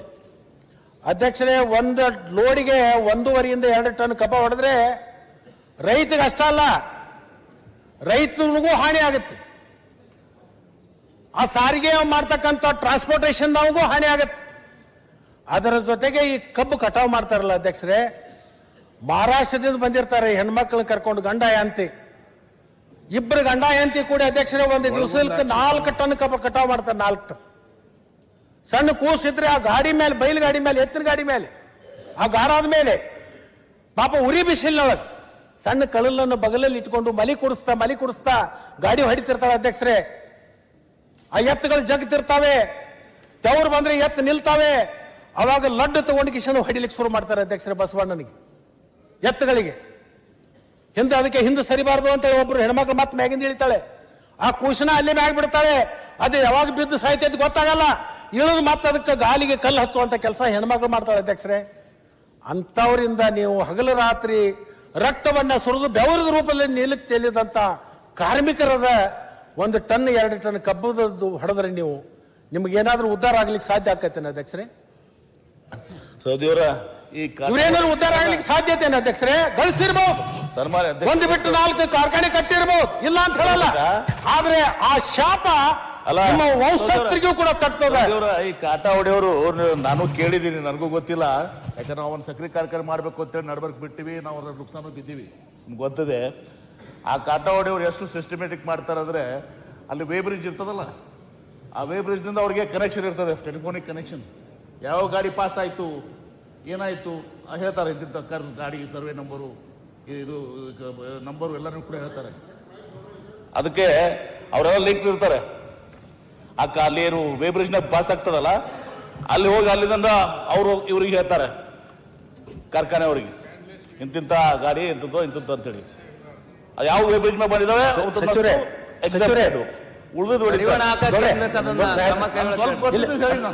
ಗೊತ್ತು, ಸರಿ ಇದೆ, ಅವ್ರು ಹೇಳ್ತಕ್ಕಂಥ ಸರಿ ಇದೆ, ಅವರಿಗೆ ಅನುಭವಕ್ಕೆ ಬಂದಿದೆ. ಅದು ಯಾವ ಖಾಸಗಿ ತೂಕದ ಯಂತ್ರವನ್ನ ಇಟ್ಕೊಂಡಿರ್ತಕ್ಕಂಥ ವ್ಯಕ್ತಿಗಳಿರ್ತಾರಲ್ಲ, ಅಲ್ಲೇನಾದ್ರೂ ಒಂದ್ ವೇಳೆ ಅವನು ತೂಕ ಮಾಡಿಕೊಂಡು ಆ ಕಾರ್ಖಾನೆಗೆ ಹೋಗ್ತಕ್ಕಂಥದ್ದು ಗೊತ್ತಾದ್ರೆ ಅವರಿಗೆ ಒಂದು ಫೋನ್ ಮುಖಾಂತರ ಸುದ್ದಿ ಮುಟ್ಟಿಸಿದ್ರೆ ಇಂತಿಷ್ಟು ಹಣ ಅಂತ ಹೇಳಿ ಕೊಡ್ತಾರೆ. ನಮ್ಮಲ್ಲಿ ಇಂಥ ವೆಹಿಕಲ್ ಇಂಥ ನಂಬರು ತೂಕ ಮಾಡ್ಕೊಂಡು ಹೋಗಿದೆ, ಅದನ್ನ ನೀನು ಸರಿಯಾಗಿ ಮಾಡ್ಕೊ ಅಂತ ಹೇಳ್ತಾನೆ. ಇವು ಹೋದ ಕೂಡಲೇ ಅದನ್ನ ಆಫ್ ಮಾಡಿ ಇಲ್ಲಿ ಎಷ್ಟು ತೂಕ ಇರ್ತದೆ ಅಲ್ಲಿ ಅಷ್ಟು ತೂಕ ಆಗ್ತದೆ, ಮತ್ತೆ ಮರುದಿವ್ಸ ಅದೇ ಕತೆ. ಈಗ ಡಿಜಿಟಲ್ ತೂಕದ ಯಂತ್ರವನ್ನು ಮಾಡಿಸೀನಿ ಅಂತ ನಮ್ಮ ಸಚಿವರು ಹೇಳ್ತಾರೆ. ಅದರಿಂದ ಏನೂ ಪ್ರಯೋಜನ ಇಲ್ಲ. ಅದರಿಂದ ರೈತರಿಗೆ ಯಾವುದೇ ತರದ ಪರಿಹಾರ ಸಿಕ್ಕಿಲ್ಲ. ಅದಕ್ಕೆ ದಯಮಾಡಿ ನಾನು ಸರ್ಕಾರಕ್ಕೆ ವಿನಂತಿ ಮಾಡ್ತೀನಿ, ನಮ್ಮ ಕಬ್ಬಿನಲ್ಲಿ ಪ್ರತಿ ಟನ್ನಿಗೆ 5 ರೂಪಾಯಿ ಬೇಕಾದ್ರೆ ನೀವು ತಗೊಳ್ಳಿ, ಒಂದು ಟನ್ನಿಗೆ 5 ರೂಪಾಯಿ ತಗೊಳ್ಳಿ. APMC ಮುಖಾಂತರ ನೀವು ಆ ಹಣದಿಂದ ತೂಕದ ಯಂತ್ರಗಳನ್ನು ಹಾಕಿ, ಲ್ಯಾಂಡ್ಲೆಸ್ ಆಟೋಮೆಟಿಕ್ ಯಾರೂ ಇರಬಾರ್ದು, ಬರೇ ಅದು ಕಾಣಿಸ್ಬೇಕು. ಅದನ್ನ ತಹಶೀಲ್ದಾರ್ ಮುಖಾಂತರ ಅದನ್ನು ಸೀಸ್ ಮಾಡಿ ಸಿಕ್ಕ ಹಾಕಿಂದ ಬರ್ಬೇಕು. ಅಲ್ಲಿ ಹೋಗಿ ನಿಂತ ಮೇಲೆ ಅವನು ಎಷ್ಟು ತೂಕ ಅನ್ನೋದು ಗೊತ್ತಾಗಬೇಕು. ಅಲ್ಲಿ ಹೋದ್ಮೇಲೆ ಒಳಗೆ ತೂಕ ಅಷ್ಟೇ ಇರಲಿಲ್ಲ ಅಂದ್ರೆ ಆ ಕಾರ್ಖಾನೆ ಅವನ್ನ ತರಾಟೆಗೆ ತಗೊಳಕ್ ಬರ್ತದೆ ಅಧ್ಯಕ್ಷರೇ. ಇದು ಪರಿಹಾರ. ಹಣಕಾಸಿನ ತೊಂದರೆ ಇದ್ರೆ ನಮ್ಮದು ಒಂದು ಟನ್ನಿಗೆ 5 ರೂಪಾಯಿ ತಗೊಳ್ಳಿ, ಸರ್ಕಾರದ ಸಾಮ್ಯತೆಯಲ್ಲಿ ಅದನ್ನು ಹಾಕಬೇಕು, ಸೀಲ್ ಮಾಡಬೇಕು, ಯಾವ ವ್ಯಕ್ತಿನೂ ಒಳಗೆ ಹೋಗಬಾರ್ದು, ಗ್ಲಾಸ್ದಲ್ಲಿ ಕಾಣಬೇಕು. ಅದರಿಂದ ಮಾತ್ರ ಪರಿಹಾರ ಸಿಗಕ್ಕೆ ಸಾಧ್ಯ ಇದೆ ಅಧ್ಯಕ್ಷರೇ. ದಯಮಾಡಿ ಅಧ್ಯಕ್ಷರೇ ನಿಮ್ಮ ಕೈ ಮುಗಿದು ಪ್ರಾರ್ಥನೆ ಮಾಡ್ತೀನಿ, ಈ ಕಬ್ಬಿನ ಬೆಳೆಗಾರರನ್ನ, ಆ ಕಾರ್ಮಿಕರನ್ನ, ಆ ಟ್ರ್ಯಾಕ್ಟರ್ ಮಾಲೀಕರನ್ನ ನ್ಯಾಯ ಕೊಡಿಸೋಗೋಸ್ಕರ ನಮ್ಮ ಸರ್ಕಾರ ಈ ಕೆಲಸ ಮಾಡಬೇಕು. ಸಕ್ಕರೆ ಸಚಿವರು ಇದರ ಬಗ್ಗೆ ಗಮನ ಹರಿಸಬೇಕು, ತುರ್ತಾಗಿ ಈ ಕಾರ್ಯವನ್ನು ಮಾಡಬೇಕು. ನಾನು ಮುಖ್ಯಮಂತ್ರಿಗಳಿಗೂ ಕೂಡ ಇದರಿಂದ ಒತ್ತಾಯ ಮಾಡ್ತೀನಿ, ದಯಮಾಡಿ ಇದಕ್ಕೆ ಒಂದು ಪರಿಹಾರವನ್ನ ಕೊಡುವಂತ ಕೆಲಸ ಮಾಡಬೇಕು ಅಧ್ಯಕ್ಷರು. ಕೊನೆಯದಾಗಿ ನಂದು ಬೇಡಿಕೆ, ನೀವು ನನಗೆ ಸಮಯ ಕೊಡುದಿಲ್ಲ, ನನಗೆ ಗೊತ್ತಿದೆ. ಇನ್ಮೇಲೆ ನೀವು ಶಟರ್ ಯಾವಾಗ ಕೂತ್ರಿ ಆಕ್ಷನ್ ಸ್ಟಾರ್ಟ್ ಆಗಿದೆ. ನೀವು ಹಿಂದೆ ಕೂತಿದ್ರೆ ಇನ್ನೊಂದು ಸ್ವಲ್ಪ ಮಾತಾಡ್ಬೇಕು ಅನ್ನೋದಿತ್ತು ನನಗೆ. ಯಾವಾಗ ಪೊಸಿಷನ್ದಾಗ ಬಂದು ಕುಂತ್ರಿ ಅದು ಆದೇಶ ಮಾಡಲಿಕ್ಕೆ ನೀವು ಪೊಸಿಷನ್ಗೆ ಬಂದಿರಿ ಅನ್ನೋದು ಅರ್ಥ ಆಗಿದೆ. ಕೊನೆಯದಾಗಿ ಅಧ್ಯಕ್ಷರೇ, ನಮ್ಮ ಭಾಗದ ಎಲ್ಲ ಶಾಸಕರ ಒಂದು ಬೇಡಿಕೆ ಏನು, ಆ ಭಾಗಕ್ಕೆ ಏನಿವತ್ತು ಕಲ್ಯಾಣ ಕರ್ನಾಟಕ ಅಭಿವೃದ್ಧಿ ಮಂಡಳಿ ಮಾಡಿಕೊಂಡು ಡಾಕ್ಟರ್ ಅಜಯ್ ಸಿಂಗ್ ಅವರನ್ನು ಅಧ್ಯಕ್ಷರ ಮಾಡಿ, ನಾನು ಆ ಭಾಗದಾಗ ಅನೇಕ ಜಿಲ್ಲೆಗಳ ಉಸ್ತುವಾರಿ ಸಚಿವರಾಗಿ ನೋಡಿದ್ದೀನಿ ಅಧ್ಯಕ್ಷರೇ. ಎಷ್ಟೊಂದು ಚೆನ್ನಾಗಿ ಕೆಲಸವನ್ನು ಮಾಡ್ತಾ ಇದ್ದಾರೆ. ಒಂದು ಕ್ಷೇತ್ರಕ್ಕೆ 200, 300, 400 ಕೋಟಿ ಬರುತ್ತೆ. ಈ ಬಯಲು ಸೀಮೆ ಅವರು ಇದೆಯಲ್ಲ ರಾಯರೆಡ್ಡಿ, ನೀವು ಕೂತು ಮಾತಾಡ್ಲಿಕ್ಕೆ ಬೇಡ, ಮತ್ತೆ ಚರ್ಚೆ ಮಾಡಬೇಡಿ. ಈಗ ರಾಯರೆಡ್ಡಿ ಬಹಳ ಕಡಿಮೆ ಬರುತ್ತೆ, ಅವ್ರ ಫೈನಾನ್ಸ್ ಅತಿ ಹೆಚ್ಚು ತಗೊಂಡಿದ್ದೆ ರಾಯರೆಡ್ಡಿ ಅವರಣ್ಣ. ನೀವು ಕಂಟಿನ್ಯೂ ಮಾಡಿ. ನಮ್ಮದು ವಿನಂತಿ ಏನಂದ್ರೆ, ನಮ್ಮನ್ನೆಲ್ಲ ಬಯಲು ಸೀಮೆ ಒಳಗೆ ಹಾಕಿಬಿಟ್ಟು, ಬಯಲು ಸೀಮೆ ಒಳಗೆ 72 ಜನ ಅಧ್ಯಕ್ಷರೇ. ಈ ಬಯಲು ಸೀಮೆ ಒಳಗೆ ನಮಗೆ ದುಡ್ಡು ಎಷ್ಟು ಬರ್ತದೆ ಅಂದ್ರೆ, ಈ 72 ಜನರಿಗೆ ನಾನು ಶಾಸಕನಾಗಿ ಇವತ್ತಿಗೆ ಸುಮಾರು 20-22 ವರ್ಷ ಆಯ್ತು. ನನ್ನ ಕ್ಷೇತ್ರಕ್ಕೆ ಬಂದಿರೋದು 1 ಕೋಟಿನೂ ದಾಟ್ಲೇ ಇಲ್ಲ ಅಧ್ಯಕ್ಷ. 20-25 ವರ್ಷದಾಗ 1 ಕೋಟಿನೂ ದಾಟ್ಲಿಲ್ಲ. ವರ್ಷಕ್ಕೆ 20 ಲಕ್ಷ ಬರಲಿಲ್ಲ. ಈಗ ಮಾನ್ಯ ನಮಗೆ ಕಳಿಸಿದ್ದಾರೆ 30 ಲಕ್ಷದ ಕಾಮಗಾರಿ ತಗೋಬೇಕು ಅಂತ. ಇದು ಯಾವಾಗ 2 ವರ್ಷ ಆದ್ಮೇಲೆ, ಹಿಂದಿನ ಸಾಲಿನಲ್ಲಿ ಬರಲೇ ಇಲ್ಲ. ಅದಕ್ಕೆ ದಯಮಾಡಿ ನಮ್ಮದೊಂದು ವಿನಂತಿ ಅದ, ಈ ಬಯಲು ಸೀಮೆಯಿಂದ ನಮ್ಮನ್ನು ಕಿತ್ತು ಹಾಕಿ, ಹೌದು ಆಯ್ತು, ಆ ಬಯಲು ಸೀಮೆಯಿಂದ ನಮ್ಮನ್ನು ಹೊರಗೆ ತಗ. ಈ 6 ಜಿಲ್ಲೆಗಳೇನಿದಾವಲ್ಲ, ಈ 6 ಜಿಲ್ಲೆಯ ಅಭಿವೃದ್ಧಿಗೋಸ್ಕರ ಒಂದು ಕಿತ್ತೂರು ಕರ್ನಾಟಕ ಅಭಿವೃದ್ಧಿ ಮಂಡಳಿ ಅಂತ ಸ್ಥಾಪನೆ ಮಾಡ್ಕೊಂಡು ಈ ಬರುವ ಬಜೆಟ್ದಲ್ಲಿ ಈ ವರ್ಷಕ್ಕನ್ನ ಅವರಂಗ 5,000 10,000 ಕೋಟಿ ಕೊಡು ಅಂತ ಹೇಳೋದಲ್ಲ, ಈ ವರ್ಷ ಅದನ್ನ ಪ್ರಾರಂಭ ಮಾಡಿ. ಆಯ್ತು. ಈ ವರ್ಷ ಪ್ರಾರಂಭ ಮಾಡಿ ಮೊದಲನೇ ಕಂತಾಗಿ 1,000 ಕೋಟಿ ಮೊದಲು ಪ್ರಾರಂಭ ಇಟ್ಟು ಶುರು ಮಾಡಿ. ಓಕೆ. ನಾವು ಚೆನ್ನಾಗಿ ಕೆಲಸವನ್ನ ಮಾಡಲಿಕ್ಕೆ ಪ್ರಾರಂಭ ಮಾಡಿದ ಮೇಲೆ ಹಂತ ಹಂತವಾಗಿ ಅದನ್ನು ಏರಿಸ್ತಾ ಹೋಗುವಂತ ಕೆಲಸ ರಾಜ್ಯ ಸರ್ಕಾರ ಮಾಡಬೇಕು ಅಂತಕ್ಕಂಥ ಮಾತನ್ನ ಈ ಒಂದು ಸಂದರ್ಭದಲ್ಲಿ ನಾನು ಹೇಳಿ ಅವಕಾಶಕ್ಕಾಗಿ ಧನ್ಯವಾದಗಳು. ಈಗ ಒಂದು ಪ್ರಕಟಣೆ, ವಿಧಾನ ಪರಿಷತ್ತಿನ ಮಾನ್ಯ ಸಭಾಪತಿ ಅವರಿಂದ ಬಂದಿರುವ ಸಂದೇಶದಲ್ಲಿ ಕರ್ನಾಟಕ ವಿಧಾನ ಪರಿಷತ್ತಿನ ಕಾರ್ಯವಿಧಾನ ಹಾಗೂ ನಡವಳಿಕೆಯ ನಿಯಮ 118ರ ಮೇರೆಗೆ ಈ ಕೆಳಗಂಡ ವಿಧೇಯಕಗಳನ್ನು ದಿನಾಂಕ 18/12/2020 ತಿದ್ದುಪಡಿಗಳಿಲ್ಲದೆ ಅಂಗೀಕರಿಸಲಾಗಿದೆ ಎಂದು ತಿಳಿಸುತ್ತಾರೆ. 1. ಕರ್ನಾಟಕ ರಾಜ್ಯ ವಿಶ್ವವಿದ್ಯಾನಿಲಯಗಳ ತಿದ್ದುಪಡಿ ವಿಧೇಯಕ 2024, ಚಾಣಕ್ಯ ವಿಶ್ವವಿದ್ಯಾಲಯ ತಿದ್ದುಪಡಿ ವಿಧೇಯಕ 2024, ಕರ್ನಾಟಕ ಹಣಕಾಸು ಸಂಸ್ಥೆಗಳಲ್ಲಿ ಠೇವಣಿದಾರರ ಹಿತಾಸಕ್ತಿ ಸಂರಕ್ಷಣಾ ತಿದ್ದುಪಡಿ ವಿಧೇಯಕ 2024, ಕರ್ನಾಟಕ ಅಂತರ್ಜಲ ಅಭಿವೃದ್ಧಿ ಮತ್ತು ನಿರ್ವಹಣೆಯ ವಿನಿಯಮನ ಹಾಗೂ ನಿಯಂತ್ರಣ ತಿದ್ದುಪಡಿ ವಿಧೇಯಕ 2024, ಕರ್ನಾಟಕ ಸರ್ಕಾರ ಮತ್ತು ಸೇವೆಗಳ ತೆರಿಗೆ 2ನೇ ತಿದ್ದುಪಡಿ ವಿಧೇಯಕ 2024. ಧನ್ಯವಾದಗಳು. ಈಗ ಅನ್ನಪೂರ್ಣರವರು, ಅಭಯ್ ಸರ್.